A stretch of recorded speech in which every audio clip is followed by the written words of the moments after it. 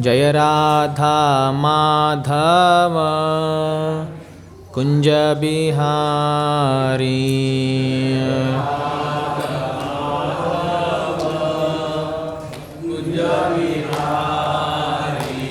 जय राधा माधव कुंज बिहारी।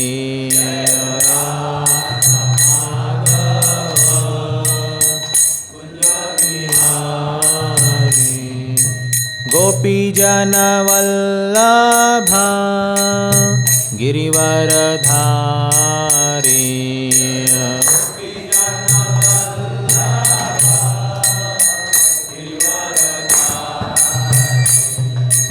गोपी जन वल्लभ गिरिवरधारी। गोपी जन वल्लभ गिरिवरधारी। यशोदानंदन व्रज जनरंजन।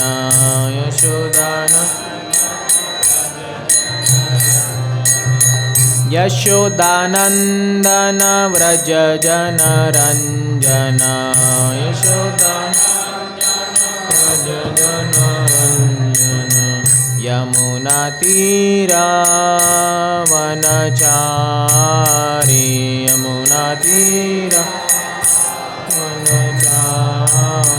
यमुना तीरा वनचारी। यमुना तीरा वनचारी। जय राधा माधव कुंज बिहारी।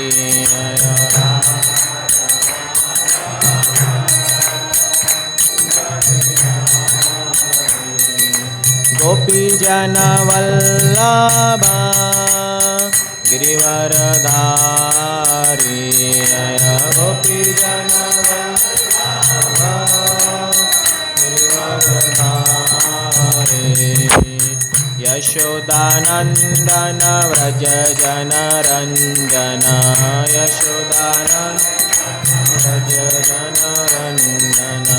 यमुना तीरा वनचारी। यमुना तीरा वनचारी। जय राधा माधव कुंज बिहारी। जय राधा माधव कुंज बिहारी। जय श्री कृष्ण चैतन्य प्रभु नित्यानंद। श्री अद्वैत गदाधर श्रीवासादि गौर भक्तवृंद।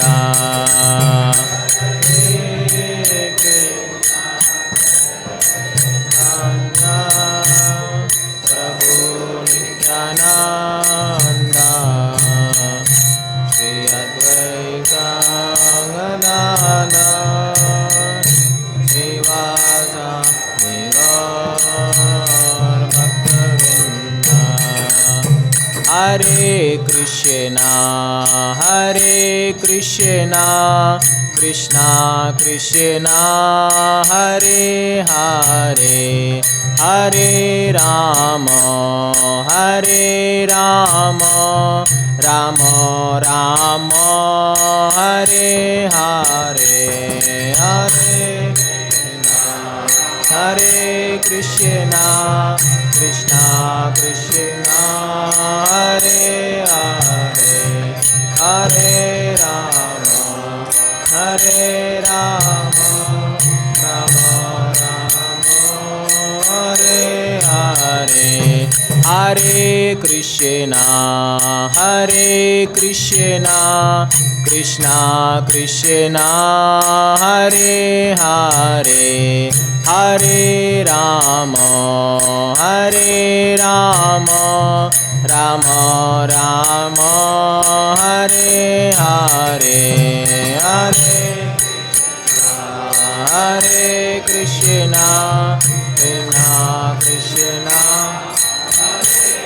Hare Hare Rama Hare Rama Rama Rama Hare Hare Hare Krishna Krishna Krishna Hare Hare Hare Rama Rama Rama Hare Hare Hare Krishna Krishna Krishna Hare Hare Hare Rama Rama Rama Hare Hare Krishna Krishna Krishna Hare Hare Hare Rama Rama Rama Hare Hare Hare Krishna Krishna Hare Hare Hare Rama Rama Rama Hare Hare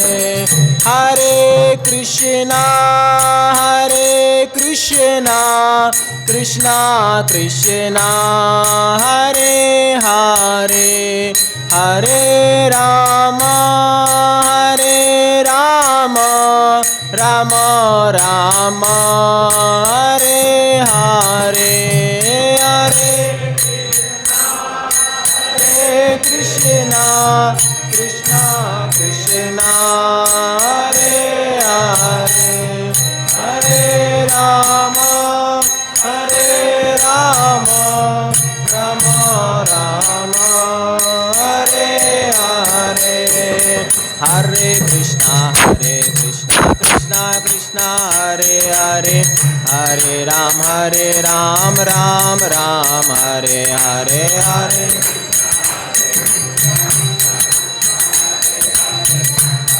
Ram Hare Hare Krishna Krishna Hare Hare Hare Ram Ram Hare Hare Hare Krishna Krishna Hare Hare Hare Ram Ram Hare Hare Krishna Krishna Hare Hare Hare Ram Ram Hare Hare Hare Krishna Krishna Hare Hare Hare Ram Hare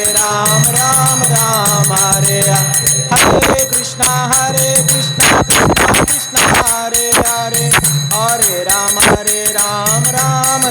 Hare Hare Hare Krishna Krishna Hare Hare Hare Ram Hare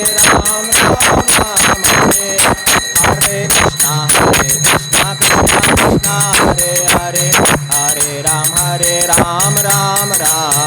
Hare Hare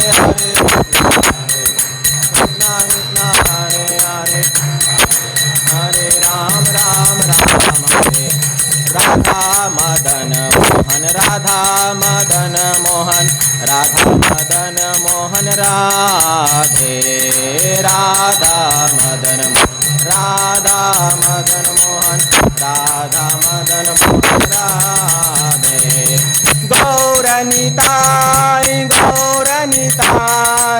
Gauranitai Jaya Gauranitai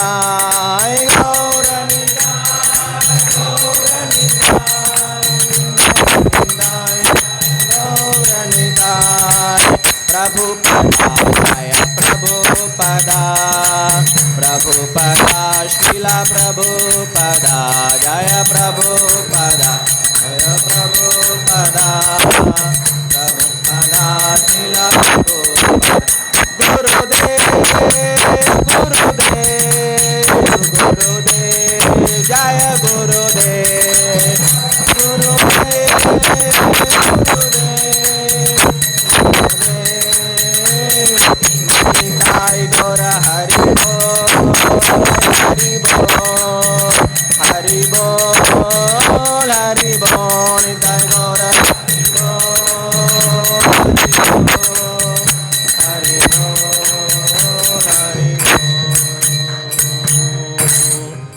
जय ओम विष्णुपाद परमहंस परिव्रजकाचार्य अष्टोत्तर षष्ठी श्रीमद् अभय चरणारविंद भक्ति वेदांत स्वामी श्रील प्रभुपाद की जय। हरिनाम संकीर्तन की जय। श्रीमद् भागवतम की जय। हिताय गौर प्रेमानंदे। ओम नमो भगवते वासुदेवाय।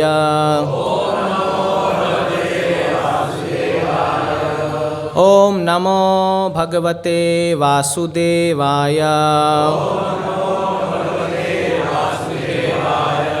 ओम नमो भगवते वासुदेवाय।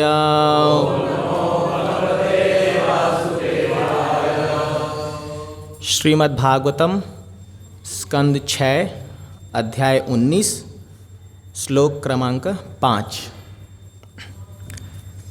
यथा त्वं कृपया भूत्या तेजसा महिमौजसा जुष्टम ईसा गुणैः सर्वे तत असि भगवान् प्रभो।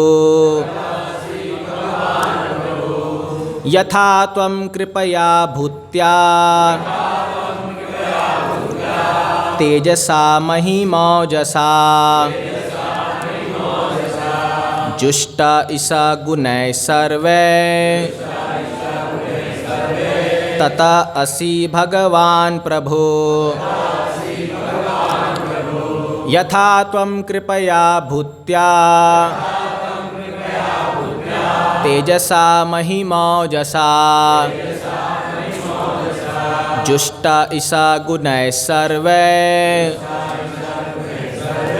तथा असि भगवान् प्रभो। यथा त्वं कृपया भूत्या यथा त्वं कृपया भूत्या तेजसा महिमौजसा जुष्टा ईसा गुणैः सर्वे ततो असि भगवान् प्रभु। यथा त्वं कृपया भूत्या तेजसा महिमौजसा जुष्टा ईसा गुणैः सर्वे तथा असि भगवान् प्रभो। यथा तं कृपया भूत्या तेजसा महिमौजसा जुष्टा ईसा गुणैः सर्वे तथा असि भगवान् प्रभो। यथा तं कृपया भूत्या तेजसा महिमौजसा चलेगा तथा असि भगवान् प्रभु। यथा तं कृपया भूत्या तेजसा महिमौजसा जुष्ट ईसा गुणैः सर्वे तथा असि भगवान् प्रभु। यथा तं कृपया भूत्या तेजसा महिमौजसा जुष्टा ईसा गुणैः सर्वे तथा असि भगवान् प्रभु। यथा तं कृपया भूत्या तेजसा महिमौजसा जुष्ट ईसा गुणैः सर्वे तथा असि भगवान् प्रभु। यथा तं कृपया भूत्या तेजसा महिमौजसा जुष्ट ईसा गुणैः सर्वे तथा असि भगवान् प्रभु। यथा तं कृपया भूत्या तेजसा महिमौजसा जुष्टैः सगुणैः सर्वे तथा असि भगवान। माताएं, यथा त्वं कृपया भूत्या तेजसा महिमौजसा जुष्टैः सगुणैः सर्वे तथा असि भगवान प्रभु। यथा त्वं कृपया भूत्या तेजसा महिमौजसा जुष्टैः सगुणैः सर्वे तथा असि भगवान प्रभु। शब्दार्थ: यथा जिस प्रकार, त्वं तुम, कृपया कृपा से, भूतया ऐश्वर्य से, तेजसा तेज से, महिमोजसा महिमा तथा बल से, जुष्टः युक्त, ईशा हे ईश्वर, गुणै दिव्य गुणों से, सर्वै समस्त, ततः अतः, असि हो, भगवान श्री भगवान, प्रभु स्वामी।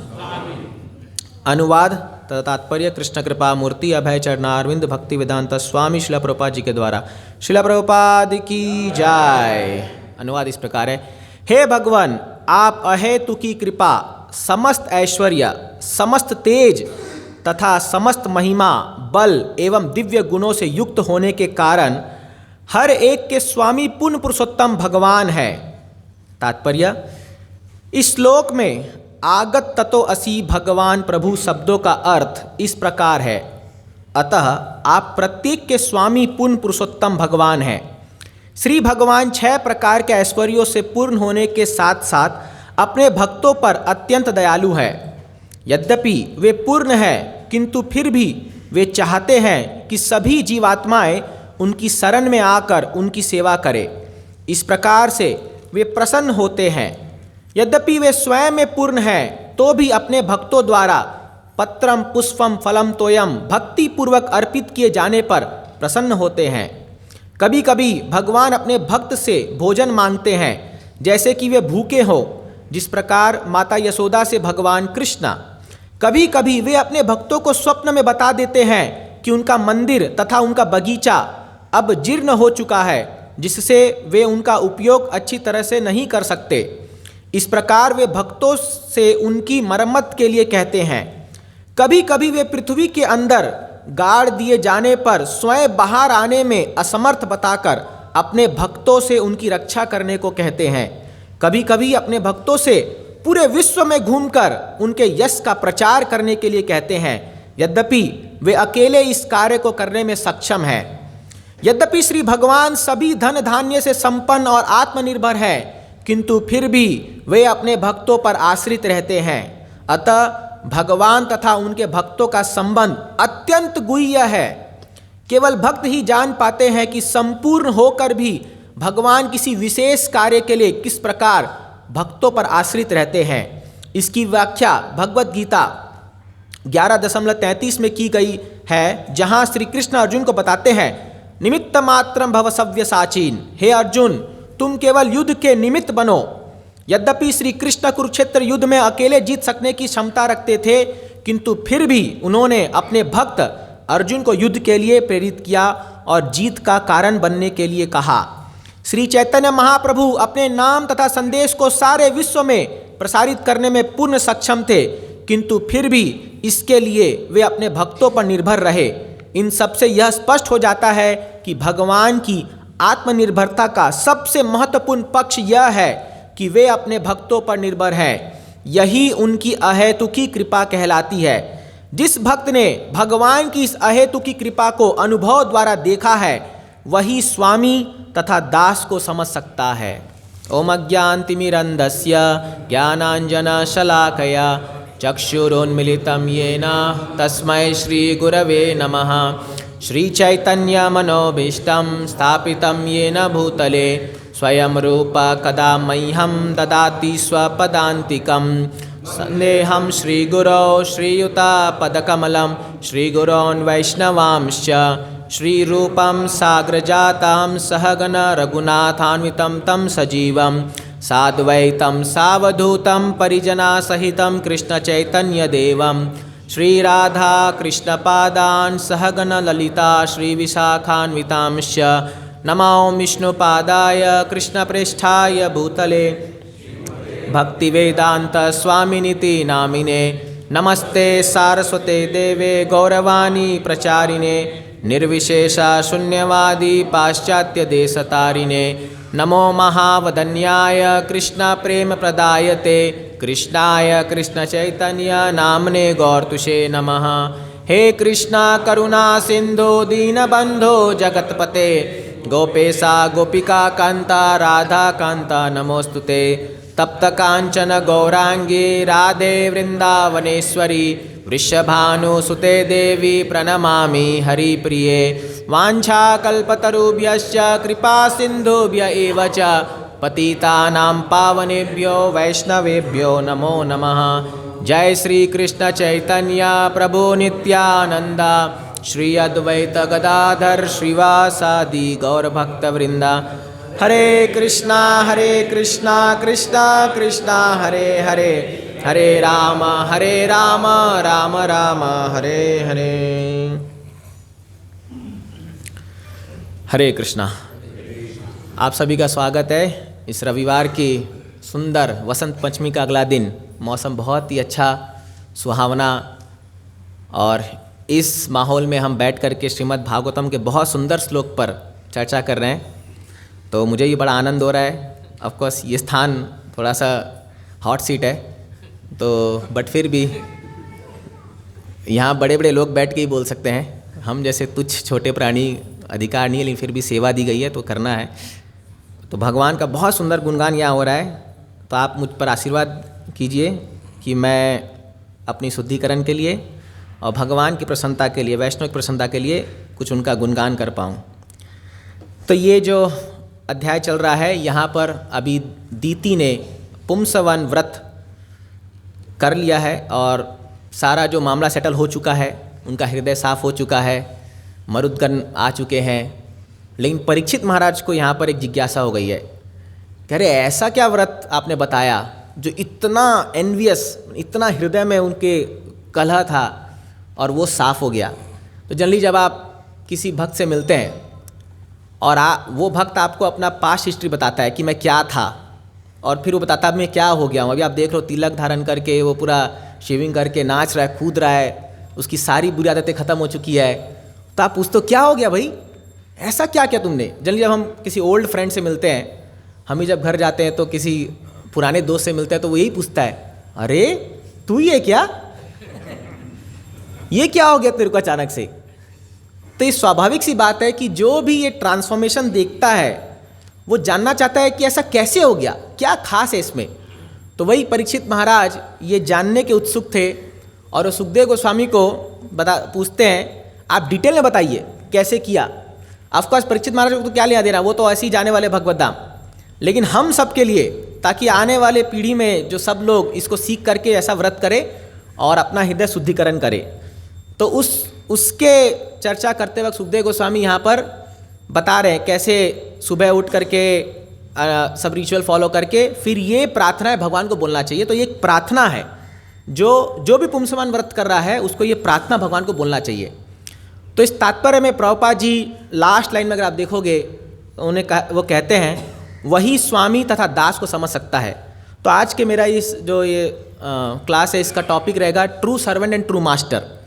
तो यहाँ पर मैं एक दास की क्या भावना होती है और एक सही स्वामी की क्या भावना होती है, भगवान और उनके भक्त के संदर्भ में कुछ कहना चाहूँगा, और ये कुछ लीलाओं के माध्यम से हम यहाँ इसका थोड़ा रसास्वाद करने का प्रयास करेंगे। सबसे पहले देखिए, इस संसार में दास और स्वामी का एक बहुत ही मिसकंसेप्शन है, मतलब गलत धारणा है। जनरली जब हम बोलते हैं कि हम इसके दास हैं तो क्या मन में आता है, एक्सप्लॉयटेशन।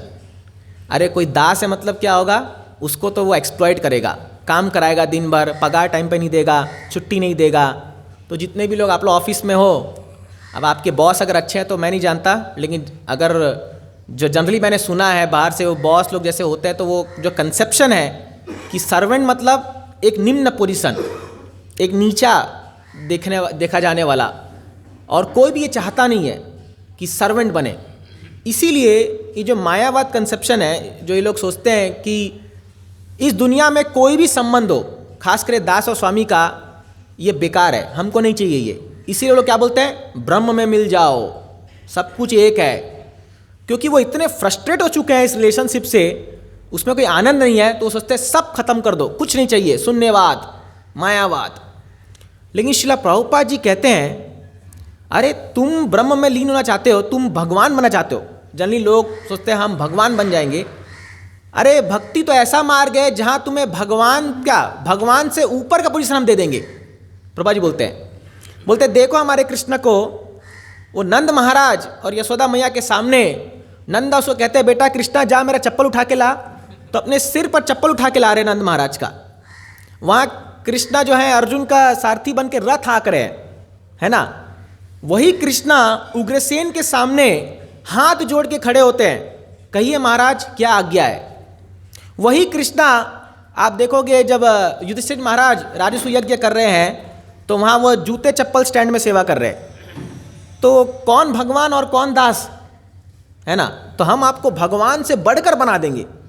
ये रहस्य लोगों को पता नहीं है कि भक्ति मार्ग इतना ऊंचा है कि वो दास तो छोड़ो, भगवान के ऊपर का पोजीशन आपको दे देता है, जहाँ भगवान को डांट सकते हो, फटकार सकते हो, आप कुछ भी कर सकते हो उनके साथ, है ना। ये है भक्ति मार्ग। तो इसलिए प्रभुपाद जी कहते हैं, चाहे आप देखोगे इतिहास में आज तक कोई भी भक्ति छोड़ करके मायावाद या अन्य चीज को नहीं अपनाया है, लेकिन कई ऐसे उदाहरण है जहां मायावादी लोग भक्त बन गए। सार्वभौम भट्टाचार्य, प्रकाशन सरस्वती, कई ऐसे उदाहरण है। एक भी ऐसा उदाहरण नहीं है जहां कोई भक्ति छोड़ करके अन्य मार्ग में जा रहा हो। क्योंकि सही अगर कोई भक्ति कर रहा है तो, क्योंकि भक्ति का जो स्तर है, जो स्थान है, वो आपको भगवान से भी ऊपर ले जाता है। यू कॉन्कर द लॉर्ड, आप भगवान पर जीत प्राप्त कर लेते हो। ये भक्ति की महिमा है। तो अभी, और ये बात खुद हम नहीं कह रहे हैं, भगवान खुद कहते हैं दुर्वासा मुनि के प्रसंग में, अहम भक्त पराधीनो स्वतंत्र इव द्विजा साधुभिर्ग्रस्त हृदयो भक्तर भक्त जनप्रिया। अहम भक्त पराधीनो। जय श्री राधा मदन मोहन श्री गौनिता श्रील प्रभुपाद की जय। अहम भक्त पराधीनो। हे दुर्वासा, जब दुर्वासा मुनि जा रहे हैं भगवान के पास, अरे बचाओ बचाओ सुदर्शन चक्र से, ये आपका कैसा ड्यूटी है भाई अम्बरीश महाराज, थोड़ा सा अपमान किया, सुदर्शन चक्र छोड़ दिया पीछे मेरे। तो जा करके पूरा ब्रह्मांड घूम घूम के परेशान हो गए। सब लोग हाथ जोड़ रहे, भैया हमारे बस की बात नहीं है, ये तुम्हारे पीछे ऐसा मिसाइल छोड़ा है जिसका कोई हमारे पास तोड़ नहीं है, पता नहीं कहाँ बनाया है, इसको मैन्युफैक्चर किया है। तो बोले मैन्युफैक्चरर के पास जाओ। मैन्युफैक्चरर कौन है? भगवान विष्णु। उनके पास गए, उनको चरण में पड़ गए, बोले बचाओ बचाओ। बोले हालांकि मैंने मैन्युफैक्चर किया, इसका कंट्रोल मेरे पास नहीं है। मैन्युफैक्चर मैंने ही किया सुदर्शन चक्र, वो कंट्रोल मेरे पास नहीं है। कंट्रोल किसके पास है? भक्त के पास है। अहम भक्त पराधीनो, मैं भक्त का पराधीन हूँ। जाओ अम्बरीश महाराज के पास और जा करके उनसे क्षमा मांगो।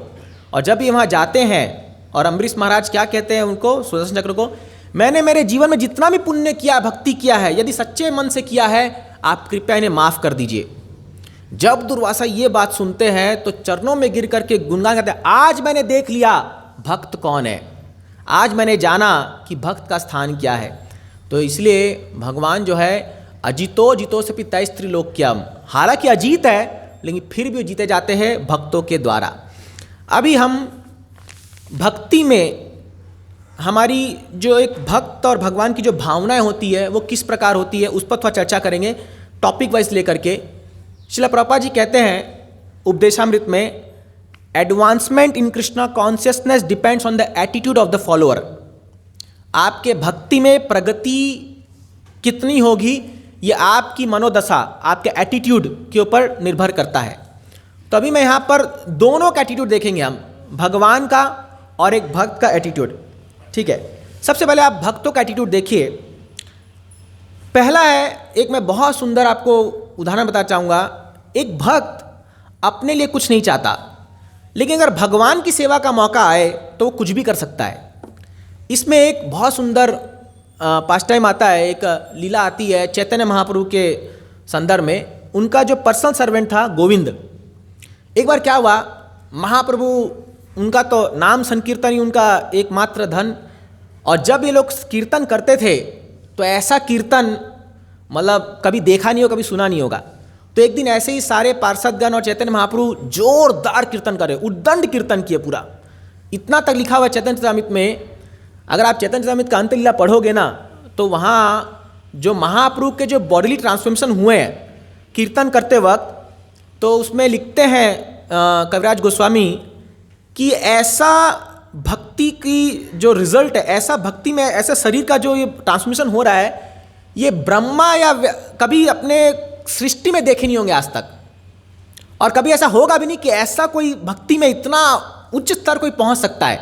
तो महाप्रभु ने वो एग्जिबिट किया, क्योंकि राधा रानी के रूप में आए थे, इसलिए अंतलीला पढ़ना सबके बस की बात नहीं। आप ग्रेजुअली जाइए, डर जाएंगे आप पढ़ कर उसको, जो महाप्रभु जो लीला मैनिफेस्ट कर रहे हैं वहाँ पर। तो इतना उद्दंड कीर्तन किए कि महाप्रभु का शरीर पूरा थक के चूर हो गया एकदम, कि महाप्रभु 7-7 फीट ऊपर छलांग मारते थे, धम से नीचे गिरते थे और भग जाते थे, अरे गया अब ये। कभी उनके दांत पूरे लूज होते थे, उनके हाथ की जो हड्डियां हैं ये 1-1 फीट लंबी हो जाती थी, पूरे जॉइंट्स जो है ना वो लूज हो जाते थे। कभी वो इतने श्रिंक हो जाते थे कि पंपकिन एक कद्दू समान बन जाते थे, ये डांस माने हरि नाम करते करते। ऑफकोर्स हमारा तो यहाँ ऐसा कुछ नहीं ऐसा कुछ नहीं, फिर भी वो भाव आता है, इतना हरि नाम संकीर्तन का ऐसे महिमा है। तो इतना थक गए थे कि गंभीरा उनका जो घर था, जहाँ वो जाके निवास स्थान था, उसके दरवाजे पर जाके लेट गए महाप्रभु। पूरा मतलब जस्ट घुसने ही वाले थे कि वहाँ फ्लैट हो गए पूरा।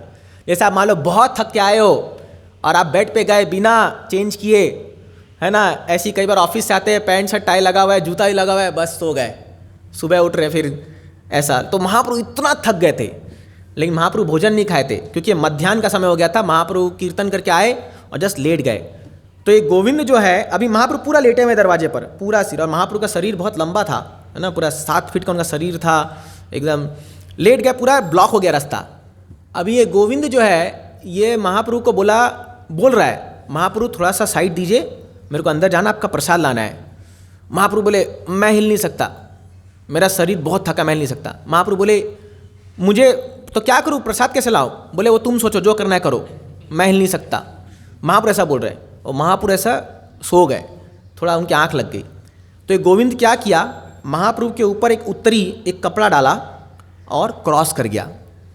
हालांकि भगवान के ऊपर क्रॉस करना या स्वामी के ऊपर क्रॉस करना ये अपराध है, हाँ, ये कोई भी दास ऐसा नहीं करे, खासकर स्वयं महाप्रभु के ऊपर कौन क्रॉस करेगा? आपको डीटी के ऊपर क्रॉस करो, कोई करेगा ऐसा? ये कर गया क्रॉस, अंदर जाके प्रसाद लाया और महाप्रभु को प्रसाद खिलाया, ठीक है। तो जैसे भी उठा के मुंह में डाल के जैसे भी खिलाया होगा, और महाप्रभु का शरीर दबाने लग गया, पूरा शरीर को दबा रहा है, मसाज कर रहा है, पूरा मसाज करते थे। महाप्रभु को नींद आ गई अच्छे से, महाप्रभु सोए, 45 मिनट पार हो गया, ठीक है। महाप्रभु सो के थोड़ा उठे, फिर महाप्रभु, ये गोविंद वहीं बैठा हुआ है, अभी अंदर गया, अंदर से बाहर नहीं आया, अंदर ही बैठा है, वहाँ खिलाया। महाप्रभु उठे, बोले गोविंद पूरा दिन पार हो गया, तुम प्रसाद लिए कि नहीं लिए? तो बोला मैं प्रसाद कैसे लूँ, आप तो यहाँ लेटे हुए हो, मेरा प्रसाद तो बाहर रखा है, मैं कैसे जाऊँ? तो बोले अरे जैसे अंदर आए थे वैसे चल जाओ, जैसे अंदर आए थे छलांग मुझे क्रॉस करके, वैसे ही चल जाते बाहर। तो बोले नहीं, आपकी सेवा के लिए मुझे नरक भी जाना पड़ेगा तो मैं तैयार हूँ, लेकिन मेरे इंद्र तृप्ति के लिए नहीं, मैं ये अपराध नहीं करूँगा। तो ये है भक्त का एटीट्यूड, कि अगर खुद की इंद्र तृप्ति की बात आए तो वो एकदम कैलस है उसके लिए, लेकिन अगर भगवान की सेवा की बात आए तो वो कुछ भी करने को तैयार है वो। ये आप एक पहला पॉइंट में बताया। दूसरा देखिए, एक भक्त भगवान के संदर्भ पे जब बात आती है तो उसके लिए कोई और कंसिडरेशन नहीं है, चाहे उसके माता पिता भाई, ये कुछ नहीं। आप शास्त्रों में अनेक उदाहरण देखोगे जहाँ पर लोगों ने इवन अपने परिवारों का परित्याग कर दिया है भक्ति प्राप्त करने के लिए। प्रहलाद महाराज एक बहुत बड़ा उदाहरण आता है। आप सोचिए, उनके सामने उनके पिता को चीर फाड़ किया जा रहा है। अभी अगर पता नहीं आपके सामने अगर आपके कभी पेरेंट्स का सर्जरी भी हुआ होगा तो कितना पेन होता है, हाँ, कितना दुख लगता है कि अरे जिस गर्भ से हम जन्म लिए और जिन्होंने हमको पाला पोसा, आज ऐसी दशा हम देखनी पड़ रही है। तो सोचिए प्रहलाद महाराज के सामने, और पूरा पब्लिक, पूरा ब्रह्मांड के बड़े बड़े लोग वहाँ सब मौजूद है, उसके सामने नरसिंहदेव पूरा बाईपास सर्जरी कर दिया उनका, है ना, एकदम ओपन। तो और प्रहलाद महाराज कुछ नहीं कह रहे हैं। सोचिए हाँ, कितना ये इतना आसान नहीं है, चाहे कोई भी हो भाई, पिता पिता होता है। और वो नरसिंहदेव उनसे पूछे प्रहलाद महाराज से, प्रहलाद बोलो क्या चाहिए, आज तुमसे मैं इतना खुश हूँ कि तुम जो मांगोगे देने को तैयार हूँ। तो प्रहलाद महाराज क्या कहते हैं, देखिए भगवान मुझे कुछ नहीं चाहिए, लेकिन ये जो भी थे ये मेरे पिता हैं, कृपया इनका उद्धार कीजिए। तो नरसिंहदेव क्या कहते हैं, अरे प्रहलाद तुम क्या बात कर रहे हो, ये अरे तुम्हारा 21 पीढ़ी तो मैं ऑलरेडी तार चुका हूँ, वो तो गारंटी तो स्टैंप लग गया है। अभी ये प्रीचिंग में बहुत काम आता है हम लोग को, किसी को भक्त बनाना है ना तो 21 पीढ़ी का हम बहुत एग्जाम्पल देते हैं। 3 सप्ताह, अरे 3 सप्ताह जनरेशन, 3 सप्ताह लिखा हुआ है, 3 into 7, 21 जनरेशन आपका तरने वाला है, आप भक्त बन जाओ केवल, है ना। तो देखिए अपने पिता को कंसर्न नहीं किया, वहीं उनके पोते बलि महाराज उन्हें अपने गुरु को रिजेक्ट कर दिया, है ना, शुक्राचार्य को रिजेक्ट कर दिया, नहीं चाहिए तुम्हें क्योंकि भगवान चाहिए। तो एक भक्त के लिए सबसे पहला क्राइटेरिया है भगवान, बाद में कुछ और। शास्त्र कहता है यदि हमारे भक्ति में कोई बाधा बन रहा है तो हम कुछ भी त्याग सकते हैं, कुछ भी। ऑफकोर्स वो ड्यू कंसिडरेशन में करना चाहिए। आप अपने काउंसलर, गुरु महाराज, इन सब से पूछ के ही कीजिए, है ना। पता चला अभी क्लास में सुना था सब त्याग सकते हैं, चलो आज से बाय बाय, घर में बहुत परेशानी हो रही है, ऐसा नहीं, हम सब उस स्तर पे नहीं है। तो ड्यू कंसिडरेशन में प्रॉपर जिम्मेदारी निभा कर तभी करना चाहिए। बट भक्तों के जीवन में सबसे पहला प्रायोरिटी कृष्णा। देखिए जैसे हमने सुना है कि भगवान कहते हैं यदि तुम मेरे नाम में, मैं तुम्हारे काम में, यदि तुम मेरा नाम जप रहे हो तो मैं तुम्हारा काम करूंगा। जनरली हमने देखा है कि लोग हरि नाम को लास्ट प्रायोरिटी देते हैं, दिन का सारा काम कंप्लीट हो जाएगा तब लास्ट में ओहो अब हरि नाम बचा है भाई, 16 माला भी करना है, अभी एक और है लिस्ट में, तो रात को सोते पढ़ते कैसे तो कर लेते, बस हो गया माला, भाई हमने भी 16 माला किया, लेकिन क्वालिटी कहाँ है। तो भगवान क्या बोलते हैं, तुम मेरे नाम में तो मैं तुम्हारे काम में, तुम अपने काम में तो मैं अपने धाम में। अगर तुम अपने काम में तुमको ज़्यादा इंटरेस्ट है और मुझे प्रायोरिटी नहीं दे रहे हो तो मैं भी अपने धाम में खुश हूँ भाई, मुझे भी तुमसे कोई लेना देना नहीं है। देखिए आप जानते नहीं कृष्णा जेलस लवर है, आपको पता है ये बात। जेलस लवर कौन होते हैं पता नहीं, आपने कभी रोमांटिक फिल्म में देखी होगी तो ये सब पता होगा। जेलस लवर मतलब वो जिनसे प्रेम करते हैं ना वो किसी और को उस पर नज़र डालने देते नहीं है, समझे। तो कृष्णा अगर सही में आपसे प्रेम करते हैं ना और आप थोड़ा सा ही भटकोगे ना तो भगवान आपको फिर ऐसा दंड देंगे कि आप बोलोगे अरे बाप रे बाप, कृष्ण थोड़ा सा भी अटेंशन डाइवर्ट नहीं चाहते भगवान। इसलिए क्या बोलते हैं, माम एकम, only me, nobody else, only me, खाली मेरे को। कोई आज तक ऐसा क्लेम नहीं किया होगा, आप देख लो कोई भी सासे पड़े हुए, कृष्णा खाली क्लेम कर सकते हैं, अरे कहाँ जा रहा है भाई, खाली मेरे पास आओगे तभी मैं तुम्हारा सारा प्रॉब्लम सॉल्व करूंगा। तो भगवान को इसलिए जेलस लवर कहते हैं। देखिए भगवान हर चीज़ में परफेक्ट है, तो वो प्रेम करने में परफेक्ट एकदम, उनका अपना ही स्टैंडर्ड है। तो नहीं और एक बात इसमें था कि भक्त का क्या स्वभाव होना चाहिए। तो देखिए भक्त जो होता है वो कभी भी जो है अपने इवन इफ अगर भगवान भी उसको रिजेक्ट कर दे तो भी वो उम्मीद नहीं छोड़ता। जैसे आप शिक्षाश्रम का आखिरी श्लोक में पढ़ते हो क्या, आश्लिष्य व पाद्रताम पिनस्तु माम आदर्श नाम मर्महताम करतो वा यथा तथा वा विधातु लंपटो मत प्राणनाथस्तु देव ना परः। हे भगवान, ये एक्चुअली गोपियाँ प्रार्थना कर रही है कि हे भगवान आप तो लंपट हो, आप तो किसी को भी पकड़ लेते हो, कहीं भी आप जा सकते हो, यदि आप मुझे मार दो, आप मुझे नेग्लेक्ट करो, कुछ भी करो, फिर भी हम ये कहते हैं कि आप हमारे स्वामी हो। तो शिला चक्रवर्ती ठाकुर जी कहते हैं कि यदि मैं भगवान के दरवाजे पर गया और मैं नॉक कर रहा हूँ, भगवान प्लीज़ मुझे एक्सेप्ट कर लो, प्लीज़ मुझे भी अंदर ले लो, लेकिन भगवान आकर के दरवाज़ा खोले और मेरे मुंह पे मारे, बोले rascal get out, I don't want you, you are not qualified, तब भी मैं वहीं खड़ा रहूँगा क्योंकि मुझे पता है भगवान फिर से आके दरवाज़ा खोलेंगे एक बार और मुझे स्वीकार करेंगे। तो एक्चुअली क्या है, हमें हताश नहीं होना चाहिए भक्ति में। एक भक्त की सबसे बड़ी जो क्वालिफिकेशन है वो क्या है, आशाबद्ध, वो होप अगेंस्ट होप, होप लगा के रखा है एक दिन कृपा जरूर आएगी। आपने वो मुकुंद का कहानी सुना होगा, पास्ट टाइम चैतन्य महाप्रभु के लीला में, तो मुकुंद जो था वो थोड़ा सा मायावादी लोगों के साथ मिलने लग गया था जानबूझ करके। तो चैतन्य महाप्रभु कृपा बरसा रहे थे, है ना, ये प्रकाश लीला के बाद जब वो अपना रूप विश्व रूप दिखाए थे उसके बाद, तो मुकुंद भी आया कृपा लेने के लिए। तो महाप्रभु ने कहा इसको कह दो मेरे जो अपना शकल नहीं दिखाएगा, ये मायावती से जाके मिल रहा है, मैं इस पर कृपा नहीं करूँगा। तो मुकुंद जो है वो बाहर में जाके सबसे प्रार्थना कर रहा है, प्लीज़ प्लीज़ प्लीज़ मेरा भी अर्जी लगा दो भाई, मुझको भी लिफ्ट करा दो। हाँ, ऐसे वैसे को दिया है, कैसे कैसे को दिया है, तो मुझको भी थोड़ा सा कृपा दिलवाओ। तो सब लोग भगवान पर अर्जी लगाने लग गए, महाप्रभु सब पर कृपा करो, इन पर कृपा करो। तो महाप्रभु ने कहा इसको 1 करोड़ साल 1 करोड़ जन्म बाद कृपा मिलेगी इस मुकुंद को। तो जैसे ही मुकुंद ने सुना नाचने लग गया, एकदम पूरा उछल कूद के एकदम नाचने लग गया, कीर्तन करने लग गया। सब बोले क्या हो गया, पागल हो गया क्या, 1 करोड़ जन्म पता है कितना होता है? बोला भगवान ने एटलीस्ट कहा कृपा मिलेगी, ये नहीं कहा कब नहीं मिलेगी, कब मिलेगी वो बात सेकेंडरी है, एटलीस्ट कहा मिलेगी, मेरा जीवन धन्य हो गया। महाप्रभु बोला बुला उसको। ये एटीट्यूड है, ये एटीट्यूड है।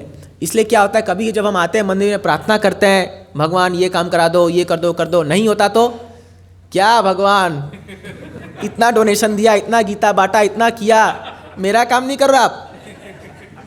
जनरली टेंडेंसी हम लोग की, हम क्या सोचते हैं, हम भक्ति कर रहे हैं मतलब भगवान अभी हमारे ऑर्डर सप्लायर बन गए, जो मेरे तरफ से अर्जी जाएगी वो पूरा आना चाहिए परफेक्ट, है ना। और तो और भक्त लोग भी हम चढ़ा देते हैं, प्रभु जी आप प्लीज़ प्रार्थना कीजिए मेरे लिए, आपकी बात भगवान सुनते हैं, आप बहुत नज़दीक हो। जैसे हम लोग मंदिर में आते हैं तो कई लोग का फ़ोन आता है कि अरे अगर तुम प्रार्थना कर दोगे ना तो भगवान पक्का सुन लेंगे, है ना। तो हम कहते हैं क्या भगवान, हम क्या ऑर्डर सप्लायर है क्या, हम लोग बिजनेस कर रहे हैं क्या कि भगवान का सेवा करेंगे, इतना सेवा क्या आप उसके बदले में इतना दे दो। नहीं, ये भक्त की कोई ऐसा कंडीशन नहीं होता है भक्त का, है ना। तो इवन इफ आप पर तकलीफ भी, हम पर भक्त पर तकलीफ भी आती है या कुछ भी होता है, तभी भी वो ये आशा में लगा हुआ है एक दिन जरूर मुझे स्वीकारेंगे भगवान, एक दिन। ये तो ये ऑफकोर्स बहुत कुछ कह सकते हैं इसमें सर्वेंट के एटीट्यूड में। अब हम थोड़ा मास्टर का एटीट्यूड देखते हैं। भगवान का एटीट्यूड है, देखिए अभी जब भगवान के भक्तों में इतने गुण होते हैं तो भगवान तो क्या होंगे, है कि नहीं है। वो तो गुणों के खान है, खान मतलब माइन है, इतने क्वालिटीज़ है भगवान के अंदर, तो कहाँ कहाँ वर्णन करे।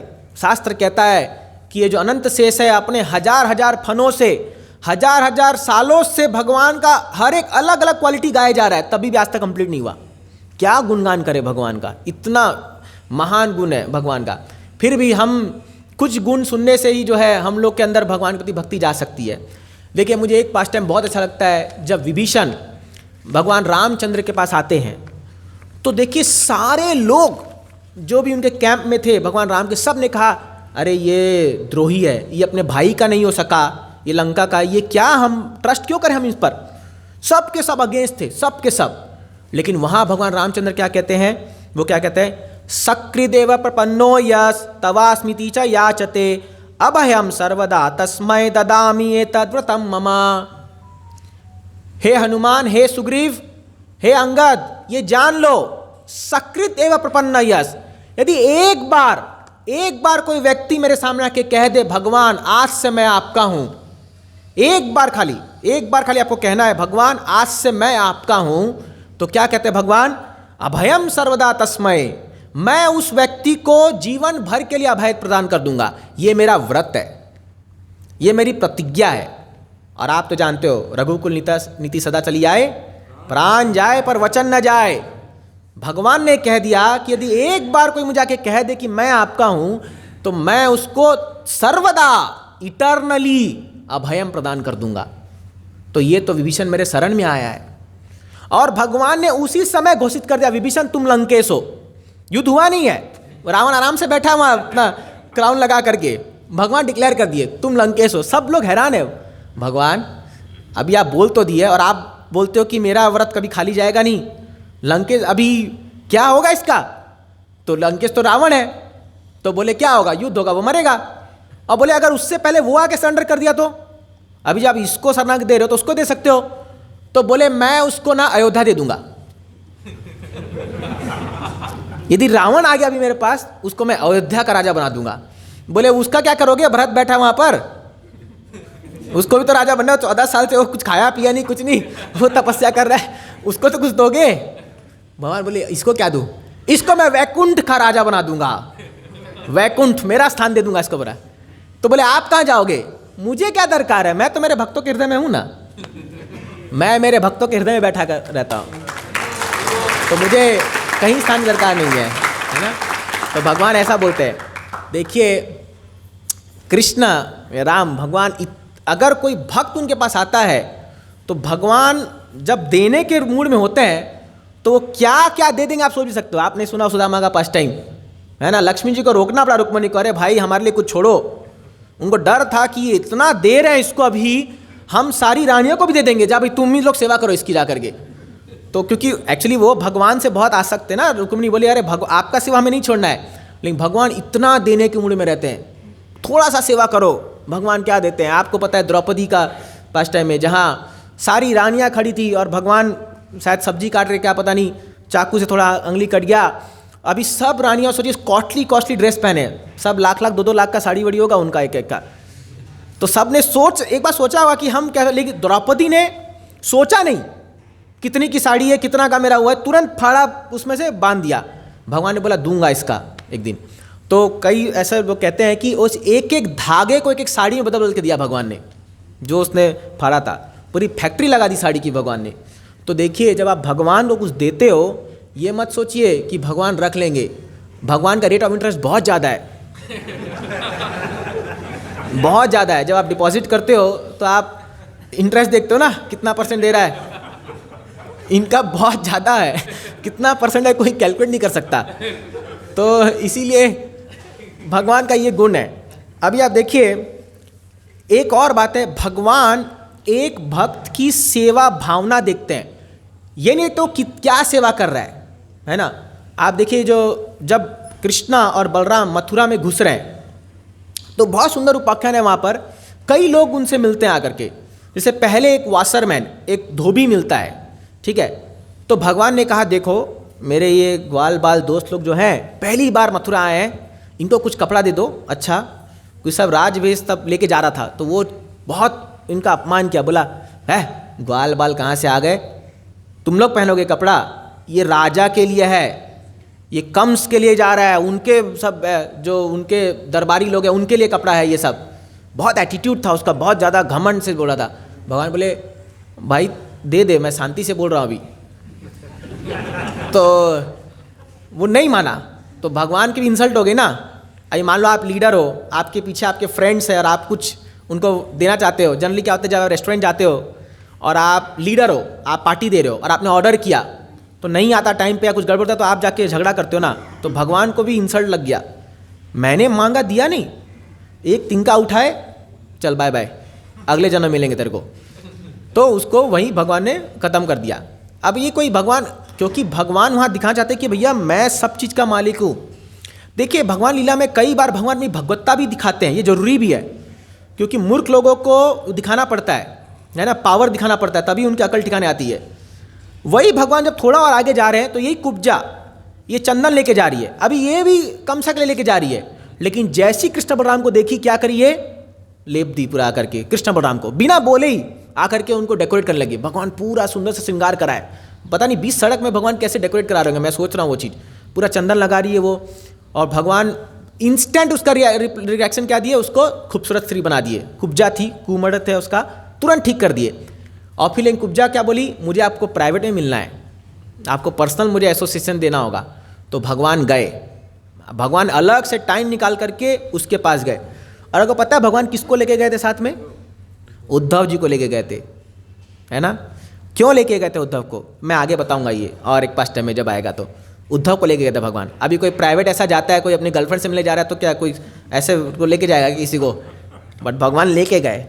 तो हर एक लीला जो भगवान कर रहे हैं उसके पीछे बहुत रीजन्स है, हमें कोई कंटेम्प्ट नहीं करना चाहिए। ये भगवान देखो अपना मस्त चले गए, उसके बाद ऐसा नहीं है, हमें उसको ध्यान से होना चाहिए।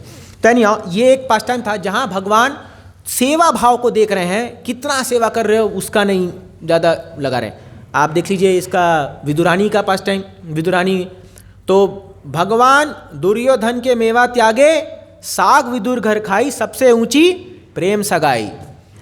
तो दुर्योधन ने 56 भोग लगा था, क्या क्या आइटम नहीं बनाया होगा भगवान के लिए, उसको चखा भी नहीं भगवान ने, क्योंकि उसका इंटेंशन क्या था, भोग खिला करके इसको बांध लूंगा।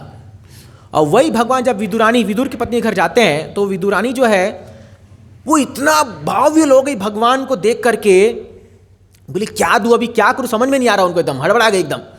तो केला कुछ पड़ा हुआ था, तो केला जो है वो ऑफर की भगवान को, छिली भी नहीं, उसका छिलका भी छिली।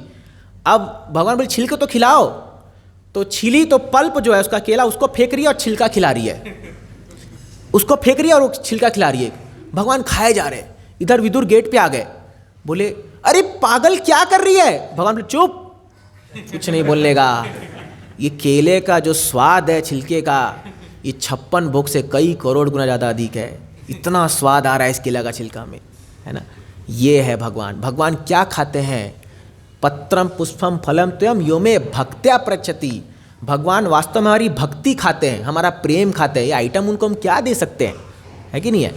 तो ये है भगवान, एटीट्यूड देखते हैं आप किस प्रकार से सेवा कर रहे हैं। और एक चैतन्य महाप्रभु के लीला से एक हमें एक सीख मिलती है कि कैसे यदि हमारे मन में, ऑल्दो हम पूर्णतः शुद्ध नहीं हैं, लेकिन अगर हमारी भावना अच्छी है तो भगवान उसको भी स्वीकार करते हैं। तो चैतन्य महाप्रभु लीला में एक मिल्क ब्रह्मचारी था, एक दूध पीने वाला एक ब्रह्मचारी था, जो केवल दूध पी के अपना जीवन यापन करता था, केवल दूध पी के। और महाप्रभु जब श्रीवास आंगन में कीर्तन करते थे रात को, तो खाली कॉन्फिडेंशियल एसोसिएट्स, उनके जो एकदम निकटतम पार्षद, यही लोग आते थे खाली उस कीर्तन में, और किसी को अलाउ नहीं था। ऑफकोर्स महाप्रभु बाहर संकीर्तन करते थे सबके लिए, लेकिन ये जो कीर्तन था, जैसे कृष्णा महारास करते थे केवल कुछ इंटीमेट गोपियों के साथ, वैसे ही चैतन्य महाप्रभु अपने लीला करते थे। इस ब्रह्मचारी को महाप्रभु का एक कीर्तन देखने का बहुत मन था, बहुत ज़्यादा मन था। यदि मेरे जीवन में एक बार मेरे को देखने का मिल जाए ये कीर्तन कैसे होता है, मेरा जीवन धन्य हो जाएगा। तो अब बोले किसको अर्जी लगाऊं, श्रीवास ठाकुर, उसके घर में होता है। महाप्रभु गए श्रीवास ठाकुर के पास, बोले देख भाई एक इच्छा पूरी कर दे, एक बार खाली देखने मिल जाए। श्रीवास ने कहा देखो महाप्रभु का ये जो लीला है इसमें सबको अलाउड नहीं है, और मुझे पूछना पड़ेगा महाप्रभु से, लेकिन पूछूंगा तो मुझे पता रिजेक्ट कर देंगे आपका अर्जी। बोले प्लीज़ कहीं तो मुझे कोने में जगह दे, तो आपके घर में होता है भाई, कितना रूम है, कहीं भी छुपा दो, खाली मेरे को एक बार देखने दो ये लीला, मेरा जीवन धन्य हो जाएगा। तो श्रीवास ठाकुर ने छुपा दिया, वैष्णव है भाई, कृपा तो करेंगे ही। तो उसको घर में रखा, ये रात में स्टार्ट हुआ कीर्तन, आरंभ हुआ। तो कीर्तन हुआ, धीरे धीरे एक्सटेसी में आ रहा है। महाप्रभु थोड़े देर बाद बोलते हैं पता नहीं मज़ा नहीं आ रहा आज, यहाँ कोई तो है जिसको नहीं होना चाहिए। महाप्रभु ने कहा, अभी ये श्रीवास बोले अरे यार महाप्रभु को भी सब पसंद जाता है, महाप्रभु कौन है यहाँ पर बताओ। तो श्रीवास ठाकुर ने कहा महाप्रभु मुझे माफ़ कीजिए, आपकी आज्ञा बिना मैंने एक दूध पीता ब्रह्मचारी जो था उसको यहाँ पर ठहरा दिया है। तो बोले बुलाओ उसको। वो आया, महाप्रभु ने उसको डांटा। पहले तो तुम क्या सोचते हो, खाली दूध पी के रहने से तुम क्या कृष्ण प्राप्त कर लोगे। महाप्रभु ने डांटा उसको। महाप्रभु क्या बता रहे हैं, कई बार हम सोचते हैं कि तपस्या, ज़्यादा तपस्वी बनने से हम लोग भगवान को, ऑफकोर्स तपस्या एक भक्ति का अंग है, उससे हम भक्ति में सहायता मिल सकती है, लेकिन कोई अगर सोचता है कि मैं बहुत बड़ा तपस्वी हूँ और मैं भगवान को अपनी तपस्या से खुश कर लूँगा, महाप्रभु ने इसका खंडन किया। बोले यदि ऐसा होता तो मैं तो क्या क्या नहीं कर लेता, कृष्ण इससे नहीं मिलेंगे। बोले तुम चले जाओ यहाँ से। महाप्रभु ने उसको वहीं से निकाल दिया। तो ये जो दूध पीता ब्रह्मचारी था, ये जाने लगा, इसके मन में हालांकि डांट खाया, सबके सामने बेइज्जती हुई, लेकिन फिर भी इसके मन में महाप्रभु के प्रति कोई दुर्व्यवहार नहीं आया। ये क्या सोचा, थोड़ा तो देखने को मिला, अरे मेरा तो जीवन धन्य होगा। ये फिर भी खुश था, एटलीस्ट मुझे महाप्रभु का दर्शन मिला, एटलीस्ट मुझे उनके भक्तों का दर्शन मिला, मैं उनके शुद्ध भक्त के घर में थोड़ा समय बिताया। ये बहुत ग्रेटफुल था, बहुत ग्रैटिट्यूड था इसके मन में। ये थोड़ा दूर गया, महाप्रभु बोले वापस आओ, वापस बुलाया, क्यों महाप्रभु परमात्मा के बैठे हुए अंदर। बोले क्योंकि तुम्हारे मन में किसी भक्तों के प्रति अपराध नहीं है और तुम्हारा मन जो है निष्कपट है, इसलिए तुम्हें मेरी कृपा मिलेगी। अब तुम यहाँ रह सकते हो इसमें कीर्तन में। तो उसको फुल कीर्तन का आनंद मिला फिर। तो देखिए इसका मतलब ये है, ऑल्दो भक्ति में हमसे कभी गलती हो सकती है, हमारे कुछ ऐसी धारणाएं हो सकती है जो कि भक्ति में सहायक ना हो, या जो हम सही नहीं कर रहे हैं, लेकिन फिर भी अगर आपके अंदर भक्तों के प्रति अपराध नहीं है, भक्तों के प्रति कृतज्ञता है और भक्ति के प्रति आपकी बहुत गहरी निष्ठा है, एक दिन ऐसा आएगा जब हम पर कृपा होगी और वो शुद्ध हो जाएगा। इसका बहुत सुंदर उदाहरण है ध्रुव महाराज। प्रभुपाद जी बताते हैं ध्रुव महाराज का ऐसा मटेरियल डिजायर था जो आज तक ना तो कोई किया है ना कोई कर पाएगा। आप क्या मांगोगे ज़्यादा? अरे मेरे को BMW कार दिला दो या मुंबई में सबसे पॉश फ्लैट दिला दो, कितना सोच सकते हो मांगने का। ध्रुव महाराज की ऐसी इच्छा थी, पता है क्या? उनके पिता कौन थे? उत्तानपाद, और उनके दादा स्वयंभू मनु, पर दादा ब्रह्मा जी। पर दादा से भी मेरे को बड़ा किंगडम चाहिए, मतलब ब्रह्मा का किंगडम जो सत्य लोक है, ब्रह्मलोक से मेरे को बड़ा स्थान चाहिए। मैं बोला भाई ये कल्पना भी कैसे कर रहा है, इतना बड़ा राज्य चाहिए। 5 साल का बालक, 5 साल का बालक ये डिजायर कर रहा है। आप सोचो इतना बड़ा डिजायर, मतलब मटेरियल डिजायर कितना स्ट्रांग होगा, और उसके लोग कुछ भी करने को तैयार है, कुछ भी जो बोला जाए करूँगा। नारद मुनि ने कहा जाओ 6 महीना तपस्या, ऐसा कठोर तपस्या 6 महीना में प्राप्त किया। एक बार एक ब्रह्मचारी वृंदावन में ये ध्रुव महाराज का जो है पास टाइम सुन लिया और बहुत ज़्यादा इंस्पायर हो गया। वो क्या किया, बोला कि अभी मैं भी कुछ दिन में भगवान को प्राप्त करके दिखाऊंगा। तो चला गया यमुना में एक चबूतरा था, बीच में जाके बैठ गया और सोचा अभी ऐसा नाम जप करूंगा कि भगवान को प्रकट होना पड़ेगा मेरे सामने। जाके जो है नाम जप करने लगा, लेकिन उस दिन क्या हुआ, यमुना में बाढ़ आ गई। तो ये ना बहुत ज़्यादा एक्साइटेड था उस दिन, पता नहीं ध्रुव महाराज का कथा सुना होगा, कोई बड़ा महान स्पीकर बताया होगा। ये सच बता रहा हूँ मैं आपको, मैंने भी एक ऑथराइज व्यक्ति से सुना है। जाके वहाँ बैठ गया, अभी बैठ तो क्या नाम जप कर रहा है, लेकिन धीरे धीरे पानी ऊपर चढ़ रहा है। अब ये देख रहा है भगवान अभी चढ़ रहा है, इसका पूरा एकदम लेवल पे आ गया, थोड़ा इसके ऊपर बढ़ने लगा। जब एक लेवल तक बढ़ा, बोला अरे भाई अभी मैं उसके लायक नहीं हूँ, बाद में भगवान को अचीव करें, पहले जान बचाओ। भाग करके वहाँ, ये जो कपड़े थे पूरे भीग गए थे, सब गिले हो गए थे, कुछ पहना था। आश्रम में आया, देखा गेट लॉक है, तो जो है छलांग मार करके जाने लगा अंदर दीवार पर। तो सिक्योरिटी आके एक डंडा मारा पीछे से, बोला कौन है चोर? बोला मैं यहीं का आश्रम का हूँ। बोले मैं कैसे मान लूँ, पता नहीं वो नया सिक्योरिटी आया होगा, कभी कभी पहचाना नहीं होगा ऐसा। तो उसको रात भर वहाँ बिताना पड़ा। सुबह जब मंगल आरती के लोग आए तो कोई भक्त देखा होगा, अरे आप क्या कर रहे हो यहाँ पर? बोला देखो यार भगवान को अचीव करने गया था, डंडे खा के बैठा हूँ यहाँ पर, है ना। तो क्या है, कभी कभी हम लोग ये सब पास टाइम सुन लेते हैं, वो एकदम जाग जाता है, आज ही रात को कृष्ण को प्राप्त कर दिखाऊंगा, लेकिन ऐसा उत्तेजित नहीं होना है। इसलिए प्रभुपाद जी कहते हैं enthusiasm means Endeavour with intelligence. आपको मेहनत करना, लेकिन बुद्धिमानी के साथ, बेवकूफ़ी के साथ नहीं। तनिया ध्रुव महाराज गए, 6 महीना भगवान प्राप्त हो गए। अब ध्रुव महाराज का श्लोक सुनिए, इतना बड़ा मेटेरियल डिजायर, लेकिन क्या कह रहा है अभी सुनिए। ये श्लोक मैं आपको बताता हूँ। स्थानाभिलाषी तपसी स्थितो हम त्वाम प्राप्तवन देव मुनीन्द्र गुह्यम काचम विचिन्वापि दिव्य रत्नम स्वामिन कृतात्मी वरम न याचेत। हे भगवान, मैं तो कुछ कांच के टुकड़ों को ढूंढने के लिए आया था, लेकिन मुझे तो ऐसा हीरा मिल गया कि अब स्वामी की तास तो मैं इतना संतुष्ट हूं, वरम न याचेत, मुझे कुछ नहीं चाहिए। इतना बड़ा मेटेरियल डिजायर, लेकिन एक क्षण में जीरो। इसलिए चैतन्य चरितामृत में एक बहुत सुंदर श्लोक आता है कि बोलते हैं एई मूर्खा विषय मांगे, अपने भक्त के लिए कहते हैं चैतन्य महाप्रभु, एई मूर्खा विषय मांगे आमी विज्ञ, मैं तो विज्ञ हूं, मैं जानकार हूं, विषय के न दिबा, क्यों दूंगा इसको विषय? स्वचरणामृत दिया विषय भुलाईबा, ऐसा चरणामृत दूंगा इसको कि ये भूल जाएगा किसके लिए आया था ये। इसलिए कई बार हम देखते हैं शाम को कोई कीर्तन में आता है, बहुत डिस्ट्रेस्ड होगा, बहुत थका रहा होगा, पता नहीं पत्नी से डांट खाया होगा या अपने बॉस से डांट खाया होगा, एकदम फ्रस्ट्रेट होकर आया होगा, यार सब बेकार है माने, और सडनली जो है उसको कोई कीर्तन में खींच लेता है, चलो प्रभु जी क्यों खड़े हो, डांस करते हैं, नचाए उसको बढ़िया 1 घंटा, ऐसा उसको आना आता, बोलते हैं यार मैं सोचा दुनिया एकदम बेकार है, लेकिन ये भी दुनिया का, ये दुनिया क्योंकि और दुनिया है ये। फिर उसको कोई प्रसाद लेके खिला देता है, जाके बैठाता है, बढ़िया प्रभु जी आज फीस था, कल वसंत पंचमी था, चलिए आपके लिए रखा हुआ है, फीस था, उसको फीस खिलाता है, कोई उसको गीता दे देता है, वो बोलता है ये चल क्या रहा है मेरे साथ, तो ऐसा चरणामृत जो मिलता है उसको आनंद आप सबका अनुभव होगा, कभी ना कभी ऐसा आनंद मिलता है, लगता है बाप रे बाप क्या मिल गया मेरे को। एक्चुअली कृपा है, ये कृष्णा भेजते हैं। आप ये सोचिए, जो भक्त आपको आके प्रचार कर रहे हैं या कोई गीता दे रहा है, कोई आपको इवन डांस के खींच भी रहा है ना कोई भक्त, सोचिए कृष्णा खींच रहे हैं आपको। अरे क्या सोच रहा है खड़े खड़े, घर के बारे में सोचेगा, बिजनेस सोचेगा, ये सब सोचेगा, चल डांस कर, है ना। तो भगवान अपने रिप्रेजेंटेटिव को भेजते हैं, है ना। तो भगवान भेज के हमें खींचते हैं अपनी तरफ, आओ आओ मेरे पास आओ, और ऐसा चरणामृत देंगे आपको, आपको लगेगा क्या फायदा इस दुनिया में और कुछ करके, यही असली आनंद है।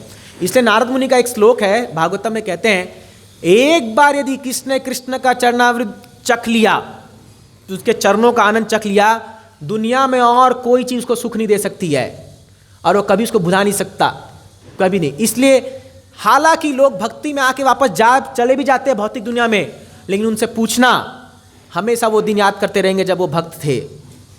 ये पूछना उनसे हमेशा, क्योंकि ऐसा आनंद इस संसार में नहीं है, ये ग्रांटेड है, ये सुख कहीं नहीं है जो भक्ति का आनंद है ना। क्योंकि इस दुनिया का आनंद है ही नहीं, ये तो ब्रह्मानंद है, ये तो दुनिया से परे है ये आनंद। तो ये कुछ मैंने भक्त और भगवान के कुछ एटीट्यूड, उनके भावना पर चर्चा किया।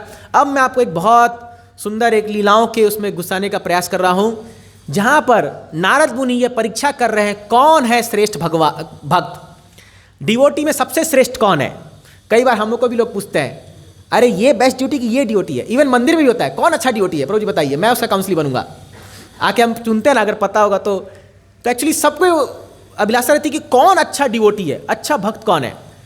तो बृहद भागवतामृत करके ग्रंथ है जिसको श्रीला सनातन गोस्वामी ने लिखा है, उसमें नारद मुनि ढूंढ रहे हैं कौन है असली भक्त। ये बहुत सुंदर उपाख्यान है इसका, मैं अभी रिसेंटली इसको पढ़ रहा था, तो इसलिए मैं सोचा कि इसको शेयर करना चाहिए, बताना चाहिए।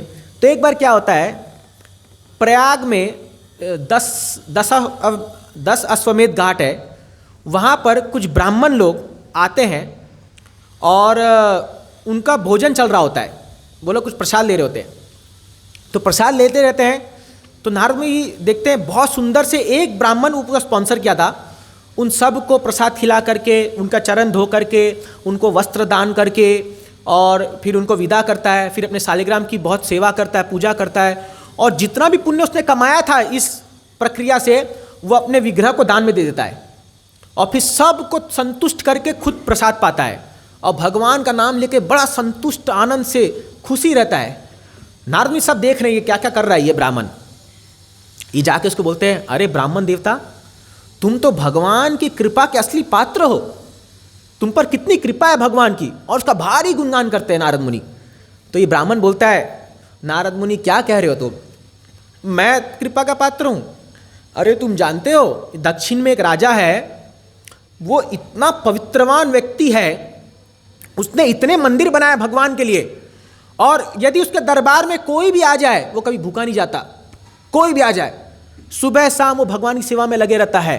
अरे जाके उससे मिलिए, वो क्या, मैं तो अपने धन का कुछ हिस्सा अपने लिए रखता हूँ, वो तो ऐसा राजा है कि जैसे जब बादल वर्षा करती है ना पानी बिना देखे, ऐसे वर्षा करता है वो अपने धन का लोगों के हित के लिए। बोलते सही में ऐसा भी कोई ड्यूटी है? बोले हाँ है। तुरंत नारद मुनि जाते हैं उस राजा के पास, देखते हैं राजा जो है धन बांट रहा है, प्रसाद खिला रहा है, पूरा चैरिटी में लगा हुआ है, और भगवान की सेवा भी कर रहा है, पूरा एकदम पूरा उसका जो राज्य है केवल भक्ति भावनाओं से एकदम परिपूर्ण एकदम।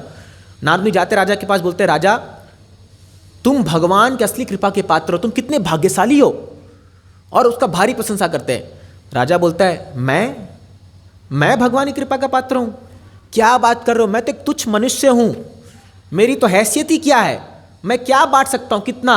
अरे देवताओं को देखो, देवता लोग जो हैं उनके स्थान में तो ना कोई मरता है, मरता मतलब इतना लंबा उम्र है, ना उन पे बुढ़ापा आता है, और उन सब में है देवताओं के राजा कौन?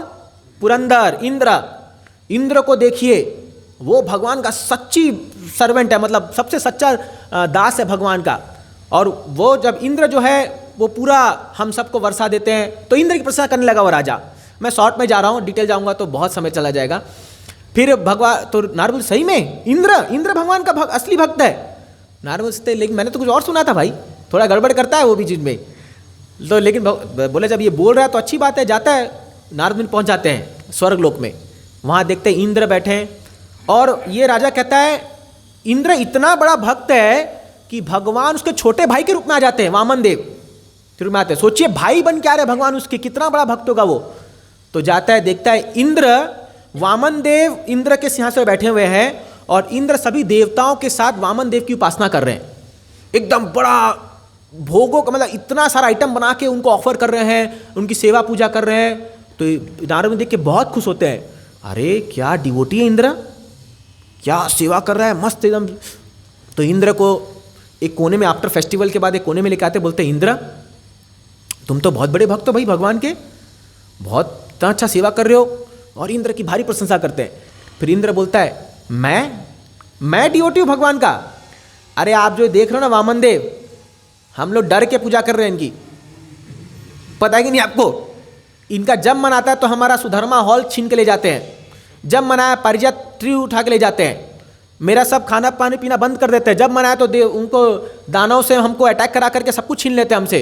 तुम जानते नहीं हो ये वामन देव ऐसी नहीं, ये तो ठीक है अभी ये हम लोग थोड़ा ये हम पर कृपा करके बैठे हैं, लेकिन एक्चुअली में ये इतना प्रेम नहीं है हम लोग के बीच में। ये सब जो है ना डर के हो रहा है हम लोग का, क्योंकि हमको अपना राज्य से लगाव है। असली भक्त अगर तुम्हें जानना है तो जाओ किसके पास, ब्रह्मा के पास जाओ।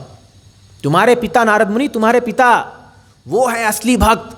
देखो ब्रह्मा जी को भगवान ने पूरा सृष्टि दे दिया है संभालने के लिए, और पता है सहस्र शीर्ष पुरुषा, हजार हजार हाथ मुख वाले भगवान की वो सेवा करते हैं ब्रह्मा जी ब्रह्मलोक में, वो असली भक्त है। बोलता क्या बात कर रहे हो, मेरे पिताजी, मुझे ही नहीं पता, वो प्योर डिवोटी है। तुरंत भागते ब्रह्मलोक ये नारद मुनि, और जाते हैं बोलते पिताजी, और धूम गुणगान करते हैं उनका, आप ये हो आप वो हो। और वो देख रहे हैं कि वहाँ पर ब्रह्मा जी एक्चुअली वो सहस्त्र शीर्ष जो भगवान है उनका सेवा कर रहे हैं, पूजा कर रहे हैं, गुणगान कर रहे हैं, गा रहे हैं, सब बहुत आडंबर से सब कुछ चल रहा है। तो बोलते हैं आप तो भगवान हो, आप सृष्टि करते हो संसार की। ब्रह्मा जी बहुत डांटते नारद मुनि को, बोलते तुमको ऑलरेडी मैंने बताया है, तुम बोल रहे हो मैं भगवान हूँ, मैं भक्त हूँ। अरे मैं तो इतना बड़ा बोलते रजोगुणी व्यक्ति हूँ, क्योंकि मैं तो रजोगुण का ही मैं अवतार हूँ, कि मैं ये भी भूल जाता हूँ कि भगवान जब मेरे सृष्टि में आते हैं तो मैं भूल जाता हूँ कि भगवान है। मैंने भगवान के ग्वाल बाल को चुरा लिया है ना, और मैंने उनको इतना ट्रबल दिया पूरा 1 साल तक, मैं कहाँ से भक्त हो सकता हूँ।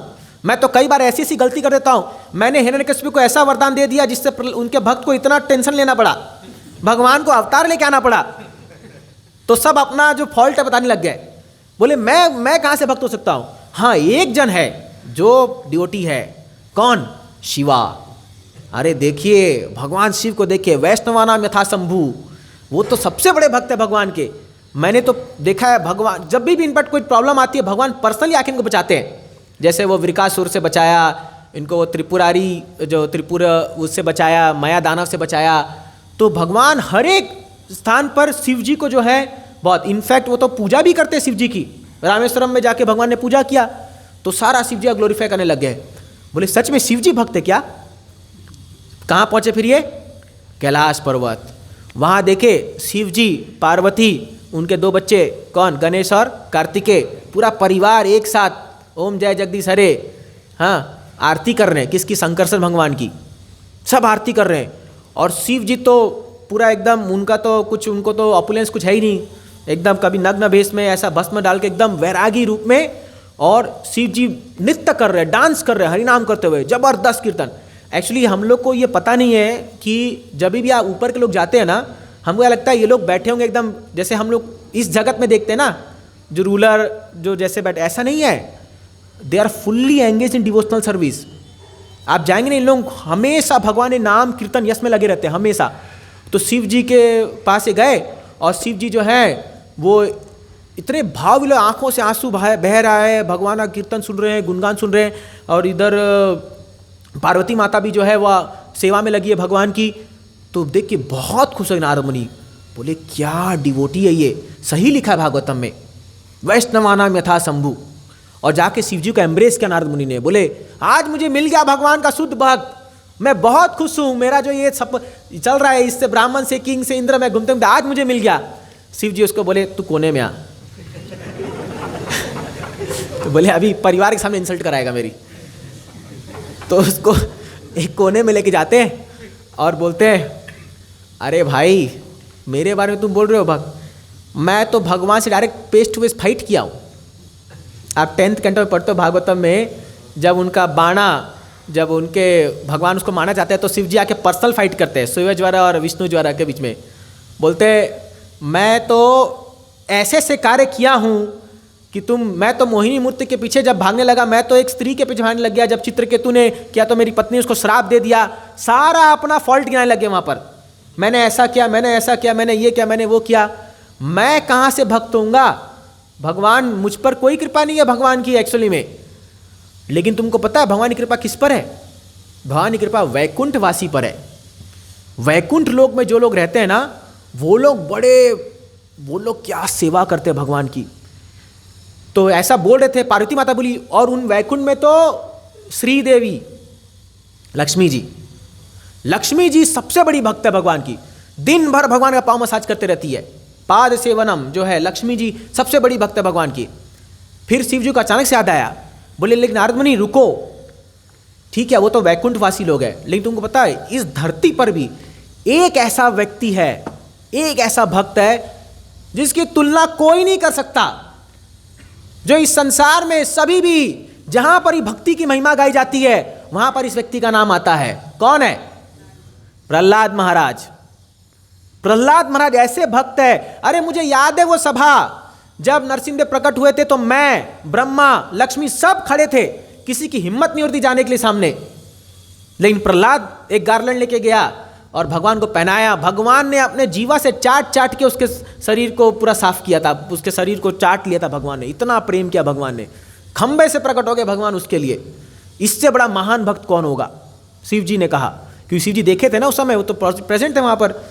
तो बोला अब ये तो इनका ही शिष्य प्रहलाद, नारद मुनि का तो डिसाइपल है प्रहलाद। तो बोले कहाँ मिलेगा अभी ये? बोले सूतल में जाओ, क्योंकि बलि महाराज वहाँ रहते तो सूतल लोक में अभी प्रहलाद महाराज है। ये पहुँच गए सूतल लोक में, देखे प्रहलाद महाराज स्मरण में बैठे हुए एकदम, क्योंकि प्रहलाद महाराज स्मरणम के आचार्य है, स्मरणम के वो आचार्य हैं। उन्होंने याद करके भगवान को एकदम स्तब्ध होकर के प्रहलाद महाराज बैठे हुए हैं, आंखों से आंसू बह रहा है, एकदम फुल एब्जॉर्प्शन, पूरा फुल्ली एब्जॉर्ब्ड कृष्ण के चिंतन में, और उसमें जो है पूर्णतया जो है पूरा एब्जॉर्ब्ड है प्रहलाद महाराज। ये जब नारद मुनि पहुँचे वहाँ, प्रहलाद महाराज ऐसे एब्जॉर्ब्ड देखे। थोड़ी देर बाद जो है फाइनली वो उठ करके आए, नारद मुनि देखे, जाके एम्ब्रेस कर लिया उसको। बोले प्रहलाद, अरे तुम्हारा गुणगान कहाँ नहीं सुना, क्या भक्त हो भाई, तुम मेरी डिसाइपल ही तो सोच बड़ी बात है। एक्चुअली देखिए नारद मुनि और प्रहलाद महाराज का ऐसा मैं बार बार चीज़ बताता हूँ कि 7वें स्कंद में नारद मुनि ये कहानी प्रहलाद महाराज की युधिष्ठिर महाराज को सुना रहे हैं, लेकिन एक बार भी वो नहीं कहते कि ये मेरा डिसाइपल है, एक बार भी नहीं कहते वो। और वो प्रहलाद महाराज जब भगवान के सामने प्रस्तुत होते हैं, नरसिंहदेव के सामने, वो क्या कहते हैं? हे भगवान, आपको पूजा करने से पहले मैं याद कर रहा हूँ मेरे गुरुदेव को, नारद मुनि को, क्योंकि उनकी कृपा आज मेरे सामने आप खड़े हो, है ना। तो उसको मिल गया सब कुछ, लेकिन याद किसको कर रहे हैं? नारद मुनि को। यह है ग्रैटिट्यूड, है ना, गुरु के प्रति, अपने वरिष्ठों के प्रति। तो जब उनको एम्ब्रेस करते हैं प्रहलाद महाराज को, और नारद मुनि भारी गुणगान करते हैं, प्रहलाद तूने तो मेरा गर्व से सिर ऊंचा कर दिया पूरा, क्या बताऊं, जहां जाता हूं लोग तेरी गुणगान करते रहे, क्या तू पैदा हुआ है। तो प्रहलाद बोलता है भगवान ये तो आपकी कृपा है वास्तव में। अरे मेरा तो सौभाग्य था कि जब मैं माँ के गर्भ में था आपने मुझे सुनाया ये सारा भगवत कथा। अरे कोई भी एक बालक होता तो सुनता, जिस तरह से आप कथा सुनाते हो, जिस तरह से आपने भगवान की चर्चा की है, कोई भी जन्म लेता तो वो भक्त बन के पैदा होता। ये आपकी गुणगान है, आपकी कृपा है। तो प्रहलाद महाराज, नारद मुनि कहने, नारद मुनि थोड़ा संकोच हो गया, अरे उल्टा मेरे पर ही आ गया, ये तो मैं तो ढूंढ रहा था अच्छे भक्त को, ये मेरे पर ही आके आ गया। तो फिर नारद मुनि प्रहलाद महाराज कहते कहते बोले हालांकि मैं भगवान का भक्त हूँ, लेकिन भगवान मुझ पर कृपा नहीं करते, भगवान ने मुझे अपना पर्सनल सर्विस नहीं दिया कभी, लेकिन एक ऐसा डिवोटी है जिसको भगवान ने अपना पर्सनल सेवा दिया। बोले कौन है? बोले हनुमान। हनुमान को देखिए, अरे उसने जनक जननी सीता माँ को राम से आके मिलाया, अरे भगवान ने उसके तुलना में जब कहा हनुमान मैं तुझे क्या गिफ्ट दूं, मुझे क्या दूं मैं इसके बदले में, तो भगवान ने अपने आप को दे दिया। जब हनुमान जी आए सीता मैया का खबर लेकर के, मुद्रिका लेकर के, तो राम जी हनुमान बोले हनुमान क्या दूं, तूने जो मेरे लिए कार्य किया है मैं कुछ नहीं दे सकता तेरे को इसके बदले में, मैं अपने आप को तेरे को देता हूँ। गले लगा लेते हैं हनुमान जी को। बोले ऐसा महान भक्त कौन होगा।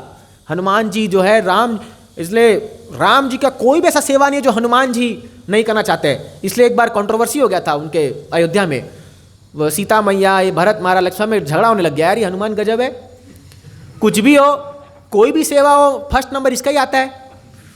अभी हम लोग का टेम्पल में कभी कोई सेवा आता तो अपने पीछे हट लेते भैया मैं नहीं। अभी हनुमान जी का क्या, कोई भी सेवा बोला आप, कुछ भी करना हो रेडी। आपको पता ही होगा सीता मैया एक बार सिंदूर लगा रही थी तो बोले माता क्या कर रही हो, तो बोले अरे ये लगाने से तुम भगवान राम बहुत खुश होते। बोले सही में? बोला एक लाइन से इतना खुश होते हैं? तो जा करके पूरा सिंदूर डाला। बोला जब इतना शरीर में पूरा लगाऊं तो कितना खुश होंगे। और जाके नाचने लग गया भगवान के सामने हनुमान जी। बोले अरे क्या हो गया तेरे को, हाँ तू तो बंदर ही आखिर में, तो तेरा स्वभाव ऐसा ही रहेगा। बोले मैंने सीता मैया को देखा, आप एक लाइन से इतना खुश होते हो, मेरा मतलब कितना लगा है, कितना खुश हो गया आप। तो भगवान बोलते हैं क्या सिंप्लिसिटी है ना। एक्चुअली ये सब डिवोटीज है, हम लोग कहाँ समझेंगे सब लीला को। अरे यहाँ तो हनुमान जी, तो फिर नारद तुरंत हनुमान के पास जाते हैं, बोलते हैं हनुमान, और हनुमान जी वहाँ राम राम राम राम राम नाम जप कर रहे हैं, कंटिन्यूअस नाम जप कर रहे हैं। किम पुरुष लोक में जाते हैं नारद मुनि, और वहाँ जाके वो राम का नाम जप कर रहे हैं। जब करते करते करते करते उनको एक्सटेसी आ रहा है, और एक बार हनुमान जो है उठ के नाचना शुरू कर देते हैं, एकदम जंप कर रहे हैं, राम राम राम ऐसे करते करते कीर्तन कर रहे हैं। कीर्तन करते नारद मुनि को भी साथ में ले लिए, ये वहाँ खड़े देखने के लिए, चल तू भी डांस कर, जैसे हम लोग के यहाँ पर लोग खींच लेते हैं। और ये लोग बहुत नाचे, नारद मुनि पूरा उस नाम में एकदम धूम में पूरा मग्न होकर के डांस करना शुरू कर दिए, एकदम जोर जोर से एकदम नाच रहे। नाच के थक के फिर ये रुका, फिर इसको होश आया अरे तो नारद मुनि है, ये आए अभी क्या पता नहीं क्या काम के लिए आए। डांस करते करते, क्योंकि होश नहीं आता कि हम लोग जब नाचते हैं कीर्तन में तो कौन है कुछ नहीं है, कोई भी आता है चल तुम भी आ जाओ नाचने के लिए। फिर ये नारद बोलते हैं हनुमान क्या भक्ति है यार तेरा, जबरदस्त भक्ति है, मस्त, इतना तुमको एब्जॉर्प्शन नाम में इतना रुचि है, इतना बढ़िया कीर्तन कर रहे हो, बहुत आनंद आया तुम्हारे साथ कीर्तन करके डांस करके, तुम असली भक्त हो भगवान के, तुम पर क्या कृपा हुई है भगवान की। हनुमान जी बोलते हैं अरे मुझ पर कृपा हुई है, अगर कृपा होती तो क्या मुझे यहीं छोड़ जाते राम जी। अरे सबको ठा के ले गए अयोध्या लोग, हाँ सब चले गए, सुग्रीव जितने भी लोग अयोध्या में थे सब चले गए, मेरे को छोड़ दिया, तुम यहीं रहो, इसी दुनिया में रहो, वो भी चिरंजीव। 7 लोग इस संसार में हमेशा के लिए जीवित है ना, उसमें हनुमान भी है, चिरंजीव तुम यहाँ रहो। अभी इतना सेपरेशन फील हो रहा है, यही नाम लेके काम चलाना पड़ रहा है अपने को, इतना सेपरेशन फील हो रहा है भगवान का पूछो मत आपको। और अभी आप ऐसे बोल के तो और पेन कर रहे हो मेरे को, और आप पिंच मार रहे हो कि तुम सबसे बड़े भक्त हो। भक्त तो मैंने देखा पांडवा को, वो लोग भक्त हैं। अरे मैं तो झंडे में था अर्जुन के, मैंने देखा कैसे भगवान सेवा करते पांडवों के। अरे अर्जुन पर एक बाल बांका नहीं होने दिया भगवान ने, अर्जुन का इतना सहायता करे थे, मैंने देखा अपनी आंखों से, मैं झंडे में था उसके, अर्जुन के रथ के झंडे पे थे ना हनुमान जी, मैंने देखा कैसे भगवान युधिष्ठिर महाराज का मैसेंजर बन के जाते, दूत बन के जाते हैं, मैंने देखा अपनी आंखों से ये कैसे पांडवों को भगवान यहाँ तक कह देते हैं कि पांडव मेरे प्राण हैं, भगवान ने कहा है ये शास्त्र में। ऐसे भक्त को मैंने देखा है, मैं कहाँ से बड़ा भक्त हो गया। तो नारद मुनि सोच पड़ जाते यार तो सच बोल रहा है, पांडवा का तो भगवान ने बहुत सच में भाई बहुत फेवर किया है। तुरंत पहुँचते हैं हस्तिनापुर, जा रहे हैं हस्तिनापुर में, देखते हैं युधिष्ठिर महाराज बैठे हैं और सब लोग डिस्कस कर रहे हैं। क्या डिस्कस कर रहे हैं? कृष्ण को कैसे बुलाना है हस्तिनापुर, क्या करें, कुछ तो तहलका मचा देते हैं, कुछ तो कैलामिटी आ जाता है, कुछ तो गड़बड़ कर देते हैं ताकि भगवान आ जाए। सब डिस्कस कर रहे हैं बैठ करके। उन नारद में पहुँचते हैं, नारद में जैसे ही पहुँचते हैं सारे पांडव आकर के उनको वेलकम करते हैं, प्रणाम करते हैं, उनका पूजा अर्चना सब करते हैं। नारद मुनि बोलते हैं अरे तुम्हारा पूजा में मेरी पूजा क्यों करो भाई, मैं तो तुम्हारी आरती उतारनी चाहिए। तुम लोग कितने भाग्यशाली भक्त हो भाई, भगवान तुम्हारे साथ हमेशा रहते हैं, हर प्रॉब्लम में तुम याद करते हो भगवान पहुंच जाते। द्रौपदी ने याद किया, साड़ी लेके आ गए भगवान। अभी इधर वो अक्षय पात्र में वो एक थोड़ा चावल का दाना खाया, पूरा दुर्वासा मुनि के सबको संतुष्ट कर दिया। कितना ऐसा जब भी याद किया पांडवों ने, भगवान हाजिर है वहाँ पर। है ना। दूसरी महाराज ने रिक्वेस्ट किया भगवान को, भगवान और रुक गए हस्तिनापुर में, तो ऐसा गुणगान करने लगे तुम क्या भक्त हो। तो युधिष्ठिर महाराज बोलते हैं, अरे यदि हम पर कृपा होती ना भगवान की, हमको छोड़ के नहीं जाते। तुमको पता है यादव लोग को देखिए, कभी भगवान उनका सानिध्य छोड़ते नहीं है। हमारे यहाँ तो आते हैं, 5-10 दिन रुका, मामा घर या कुछ समझ करके चले गए। जैसे अभी आप लोग अपने घर से वही मामा घर या ताऊ घर, चाचा घर जाते हो, तो वो 5-10 दिन रुका, फिर छुट्टी मना के आ गए। ऐसे ही भगवान आते हैं हमारे हॉलीडे ट्रिप पर, घूम के चले जाते हैं यहाँ से, पूरा थोड़ी रुकते हैं। यादवों को देखो, यादव लोग जो हैं भगवान इनके साथ खाते उठते बैठते सोते सब जगह भगवान इनके साथ रहते हैं पूरा। भगवान की कितनी कृपा है इन पर, क्या बात करो। सही में सीधा पहुंचे कहाँ, द्वारका। द्वारका में देखा वो सभा में उग्रसेन महाराज बैठे हैं और सभी कई अनगिनत यादव लोग बैठे हुए हैं और सब के सब जो है इंतजार कर रहे किसका, कृष्णा का। सबकी निगाहें लगी हुई है उस मार्ग से जहां से कृष्णा आएंगे, एकदम रैप्ट अटेंशन में। नारद मुनि देख करके दंग रह जाते हैं, इतनी आतुरता कि कृष्ण आएंगे। नारद मुनि जाते हैं, उग्रसेन उनका स्वागत करते हैं और स्वागत करके उनको आसन में बैठाते हैं। बोलते भाई क्या चल रहा है यहाँ पर ये।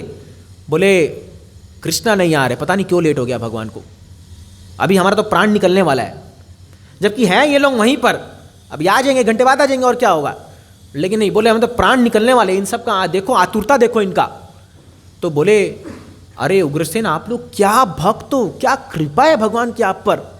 हाँ, भगवान आपके सामने हाथ जोड़ के खड़े रहते हैं और भगवान आपके सामने आपका हर बात मानते हैं, जैसे आपके सर्वेंट हो, आपके वो दरबारी हो। तो उग्रसेन बोलते हैं भगवान की कृपा तो है, लेकिन हम में से भी एक व्यक्ति है जिस पर भगवान की और महान कृपा है, वो है उद्धव। कभी कभी तो भगवान हमको छोड़ चल जाते हैं हस्तिनापुर या इधर, लेकिन उद्धव को तो हर जगह लेके जाते हैं। इवन कुब्जा के यहाँ गए तो भी उद्धव को लेके गए। बताओ, मैं बता रहा था आपको कुब्जा का पास टाइम। भगवान अपना कोई भी प्राइवेट भी जो उनका अफेयर है उसको नहीं छुपाते उद्धव से। अरे उसको वृंदावन तक भेज दिया है कि नहीं है, भेजा था ना। और भगवान कोई भी डिसीजन लेते हैं उद्धव से कंसल्ट करते पहले, उद्धव सही है कि नहीं है। इनफैक्ट भगवान ने 11वें स्कंद में कहा भी है, उद्धव मुझे न शिव न ब्रह्मा न लक्ष्मी न मैं खुद उतना प्रिय हूं जितना तुम प्रिय हो उद्धव, इतना प्रिय हो तुम मुझे। भगवान कहते हैं 11वें कैंटो में 11वें स्कंद में। अरे जानना है भक्ति क्या है, उद्धव से मिलो जा करके। तो नारद मुनि तो और अभी इनका एक्साइटमेंट बढ़ गया है इतने भक्तों से मिलते आ रहे हैं ये, और सब भक्त जो है अपना कम बता रहे हैं और नेक्स्ट ग्लोरीफाई कर रहे हैं। जब ये उद्धव के पास जाते हैं, उद्धव बोलते उद्धव अब मेरी यात्रा खत्म हुई लग रहा है। फाइनली वो award best devotee of the year, no of the millennium of the universe का खिताब मैं तुम्हें देने जा रहा हूं, ले लो। उद्धव बोलता है रुको अरे मैं नहीं, अगर मुझसे भगवान प्रेम करते तो मुझे कोई वृंदावन नहीं भेजते। मैं अपने ज्ञान में इतना ज्यादा गर्व था मुझे कि मैं सोचता था ज्ञान भक्ति से बड़ा है, लेकिन जब मैं वृंदावन गया, ओ नारद मुनि क्या बताऊं आपको, जो भक्ति मैंने देखी है व्रजवासी की, मैं उसका वर्णन नहीं कर सकता हूं। और यहां तक कि मैंने ये निर्णय लिया कि यदि मेरा अगला जन्म हो तो वृंदावन में एक गुलमलता बन के मैं पैदा हूं, ताकि जब गोपियां भगवान कृष्ण को मिलने के लिए भागे तो उनके चरणों का धूल मेरे सिर पर गिरता रहे। ये मेरी अभिलाषा है, ये है गोपियां। अरे क्या कहूं इनका भक्ति। ये गोपियां जो है, जब से भगवान वहां से गए हैं, एक ऐसा दिन नहीं गया जब ये लोग सुबह आते थे और फूलों फ्रेश फ्लावर को इकट्ठा करके भगवान के लिए गुंज की माला, सुंदर सुंदर फूलों की माला बना के रखते थे। शाम तक इंतजार करते थे ये लोग, और ये लोग जब भगवान नहीं आते थे तो माला मुरझा जाती थी, उसको फेंक करके वापस घर चल जाते थे निराशा में। अगले दिन आकर के फिर से वही फ्रेश फूल को इकट्ठा करके माला बनाते थे ये लोग ऐसे भक्त हैं। अरे आज तक ना यशोदा मैया के आंखों से आंसू नहीं रुके हैं, उसकी नदियाँ बह गई हैं। वो माँ कभी उसके आंखें आंसू नहीं रुके हैं जब से कृष्ण वहाँ से गए हैं। एक एक गोपियाँ जो हैं वो इतने विरह में इतने ज़्यादा संतप्त हो चुके हैं भगवान के कि वो सब कुछ भूल गए इस दुनिया का। लेकिन भगवान भी हद है परीक्षा भगवान ले रहे हैं कि उनको दर्शन नहीं दे रहे भगवान। मुझको भेज दिया क्योंकि उद्धव का शरीर भगवान के शरीर से ही मैच करता है, वही है। तो जब उद्धव जी गए रथ पे तो सब लोग गोपियाँ ने सोचा आ गए कृष्णा, कृष्णा आ गए, और इतने एक्साइटमेंट हो गए थे। लेकिन जब उसने उद्धव को देखा तो उन गोपियों का जो हाल था, बोले मैं वर्णन नहीं कर सकता, मुझे इतनी ग्लानि हुई, मैं क्यों आया वृंदावन, अरे इनको मैंने क्यों जगा दिया ये होप कि कृष्णा आ रहे हैं मेरे शरीर से देख करके। इतनी तो उद्धव भारी गुणगान करते हैं गोपियों का, और जब ये वो व्याख्यान कर रहे थे तो कृष्णा सुन लेते हैं इसको। और जब ये उद्धव गुणगान करना शुरू किए गोपियों का तो वहाँ पर रोहिणी, देवकी, सारे यदु सब लोग आ जाते हैं, और ये सुन करके सब इतना विलाप करते, इतना विलाप करते, इतना रोते हैं, इतना विलाप करते इस भक्ति को देख करके। रुक्मिणी स्वयं आके कहती है ये बात तो सच है भाई, जो भक्ति गोपियों का है वो हम भी नहीं कर सकते ये चीज़, क्योंकि भगवान रात रात को उठ कर गोपियों को याद करते हैं, और हम में वो ताकत नहीं है भगवान को इस पे इनको संतुष्ट करना या इनको करना। लेकिन हम यही डरते हैं कि यदि इन गोपियों का नाम आए, वृंदावन का नाम आए, तो भगवान हमें छोड़ के चले जाएंगे, फिर इनको वापस लाना बहुत मुश्किल है। तो फिर जो है खैर ये पास्ट टाइम आगे होता है, कभी और बताएंगे। लेकिन गोपियाँ जो है वो सबसे टॉप मोस्ट डिवोटी है। अभी नारद मुनि वृंदावन नहीं जा रहे हैं, अभी नारद मुनि यहीं पर जो है, यहाँ पर वो बताते बृहद्भागवतामृत में, इसके पीछे कर और आगे लीला आती है। लेकिन यहाँ पर इसीलिए मैं एक श्लोक कोट करना चाहता हूँ जो चैतन्य महाप्रभु कहते हैं, नाहम विप्रो न च नरपतिर नापि वैश्यो न शूद्रो नाहम वर्णी न च गृहपतिर न वनस्थो यतिर्वा किंतु प्रोद्यम निखिल परमानंद पूर्णामृताब्देर गोपी भर्तु पद कमलयोर दास दास दासानुदास। ना मैं विप्र, ना मैं सन्यासी, ना मैं गृहस्थ वानप्रस्था, ना ही मैं क्षत्रिय ब्रह्मचारी, कुछ भी, मैं तो केवल उस गोपी के भर्ता कृष्ण के दास के दास के दास का दास हूं। ये चैतन्य महाप्रभु कह रहे हैं। क्यों महाप्रभु ने कहा गोपी भर्तु? क्योंकि भगवान जितना प्रेम गोपियों से करते हैं वो और किसी से नहीं करते हैं। और इसलिए गोपियों के संदर्भ में भगवान कहते हैं ना पारे हम, सेम चीज, गोपियां तुम्हारा जो निश्चल प्रेम है इसके बदले में मैं तो कुछ नहीं दे सकता हूं, तुम अपनी भक्ति करके खुद ही संतुष्ट हो जाओ, यही तुम्हारा रिवार्ड है। ये 10 कैंटो में पास्टा बताए। इसलिए हम बड़े भाग्यशाली हैं कि हम ऐसे ब्रह्म माध्य गौड़ीय संप्रदाय में आए हैं जहाँ ये गोपी भाव, गोपियों की भक्ति को इतना पराकाष्ठा इसकी बताई गई है चैतन्य महाप्रभु के द्वारा।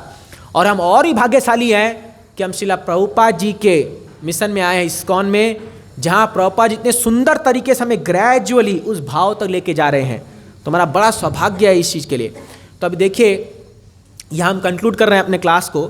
मैं स्टार्ट किया था true servant and true master, तो श्रीला प्रभुपाद जी का एग्जाम्पल दिए बिना ये स्टोरी खत्म नहीं हो सकती है ना। बेस्ट डिवोटी में प्रभुपाद जी का नाम भी कहीं तो आता ही होगा, और एक्चुअली है ही। इसलिए जब ये श्लोक गोपियाँ गाती हैं, तव कथामृतम तप्त जीवनम भुवि गृहंती भूरी दाजना, ये श्लोक में जब वो भूरी दाजना कहते हैं तो परम पूज्य भक्ति चारू महाराज एक कथा, एक क्लास बता रहे थे, ये भूरी दाजना श्रीला प्रभुपाद जी के लिए कहा गया था। क्यों? क्योंकि गोपियां कह रहे हैं हे भगवान, ये तप्त जीवनम, तप्त हुए जीवात्माओं को संतुष्ट करने का एकमात्र जो तरीका है वह आपकी कथा, तव कथामृतम, जो अमृत के समान है।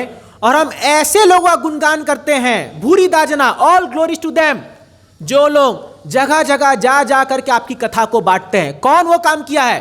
श्रीला प्रभुपाद जी ने वो काम करके दिखाया पूरे विश्व में, जो भगवान की कथा को एक एक जगह जाके। इसलिए प्रभुपाद तात्पर्य में लिख रहे हैं, हालांकि स्वयं चैतन्य महाप्रभु ये कार्य करने में सक्षम थे कि पूरे दुनिया को वो भक्त बना सकते थे, लेकिन वो कार्य उन्होंने किस पर सौंप दिया? श्रीला प्रभुपाद जी पर सौंप दिया।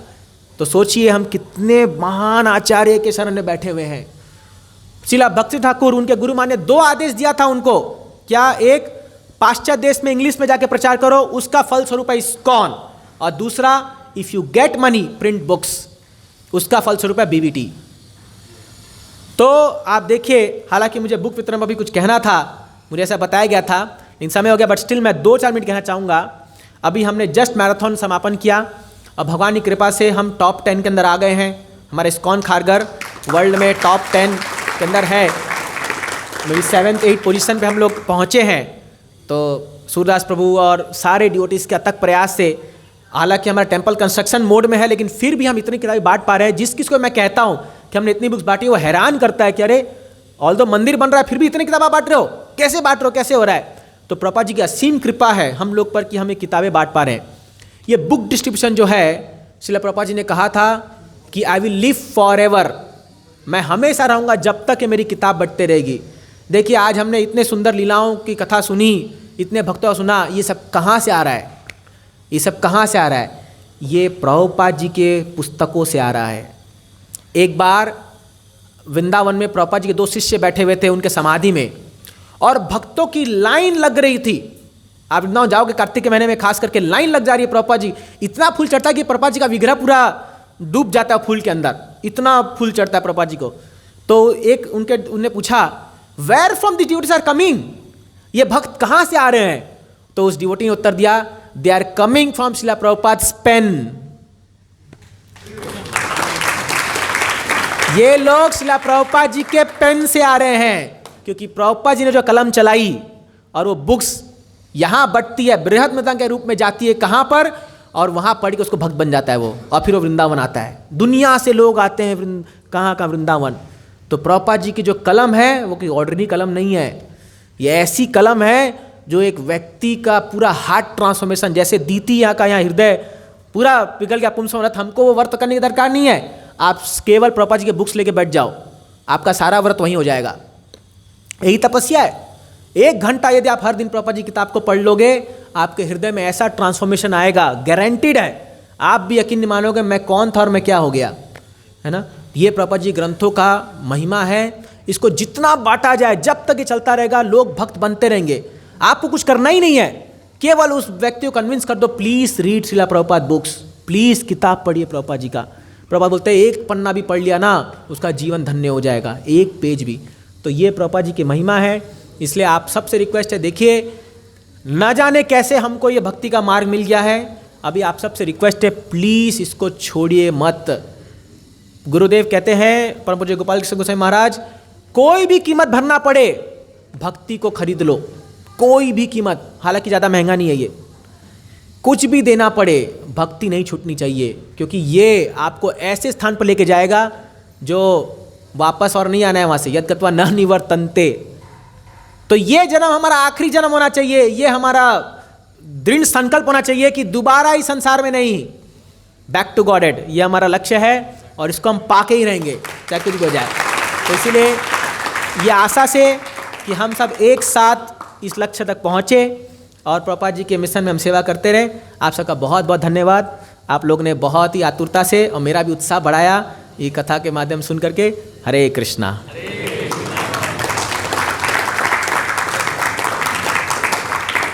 कोई प्रश्न या टिप्पणी, किसी का कुछ कमेंट्स है तो बोल सकते हैं, हम विराम करेंगे। समय थोड़ा सा हम 5 मिनट आगे बढ़ गए, कोई बात नहीं। तो आपने डिवोटीज, आपका सारे डिवोटी बेस्ट है, आप कंपेयर मत कीजिए। तू कौन सी कैटेगरी में भाई, दुर्गा से नो वी डोंट, हम कंपेयर नहीं करते, सब भक्त महान है। बट ये खाली एक नारद मुनि की खोज के बताया गया। ग्रंथराज श्रीमद् भागवत महापुराण की, श्रील प्रभुपाद की, अनंत कोटि वैष्णव वृंद की, ताई गौर प्रेमानंदे।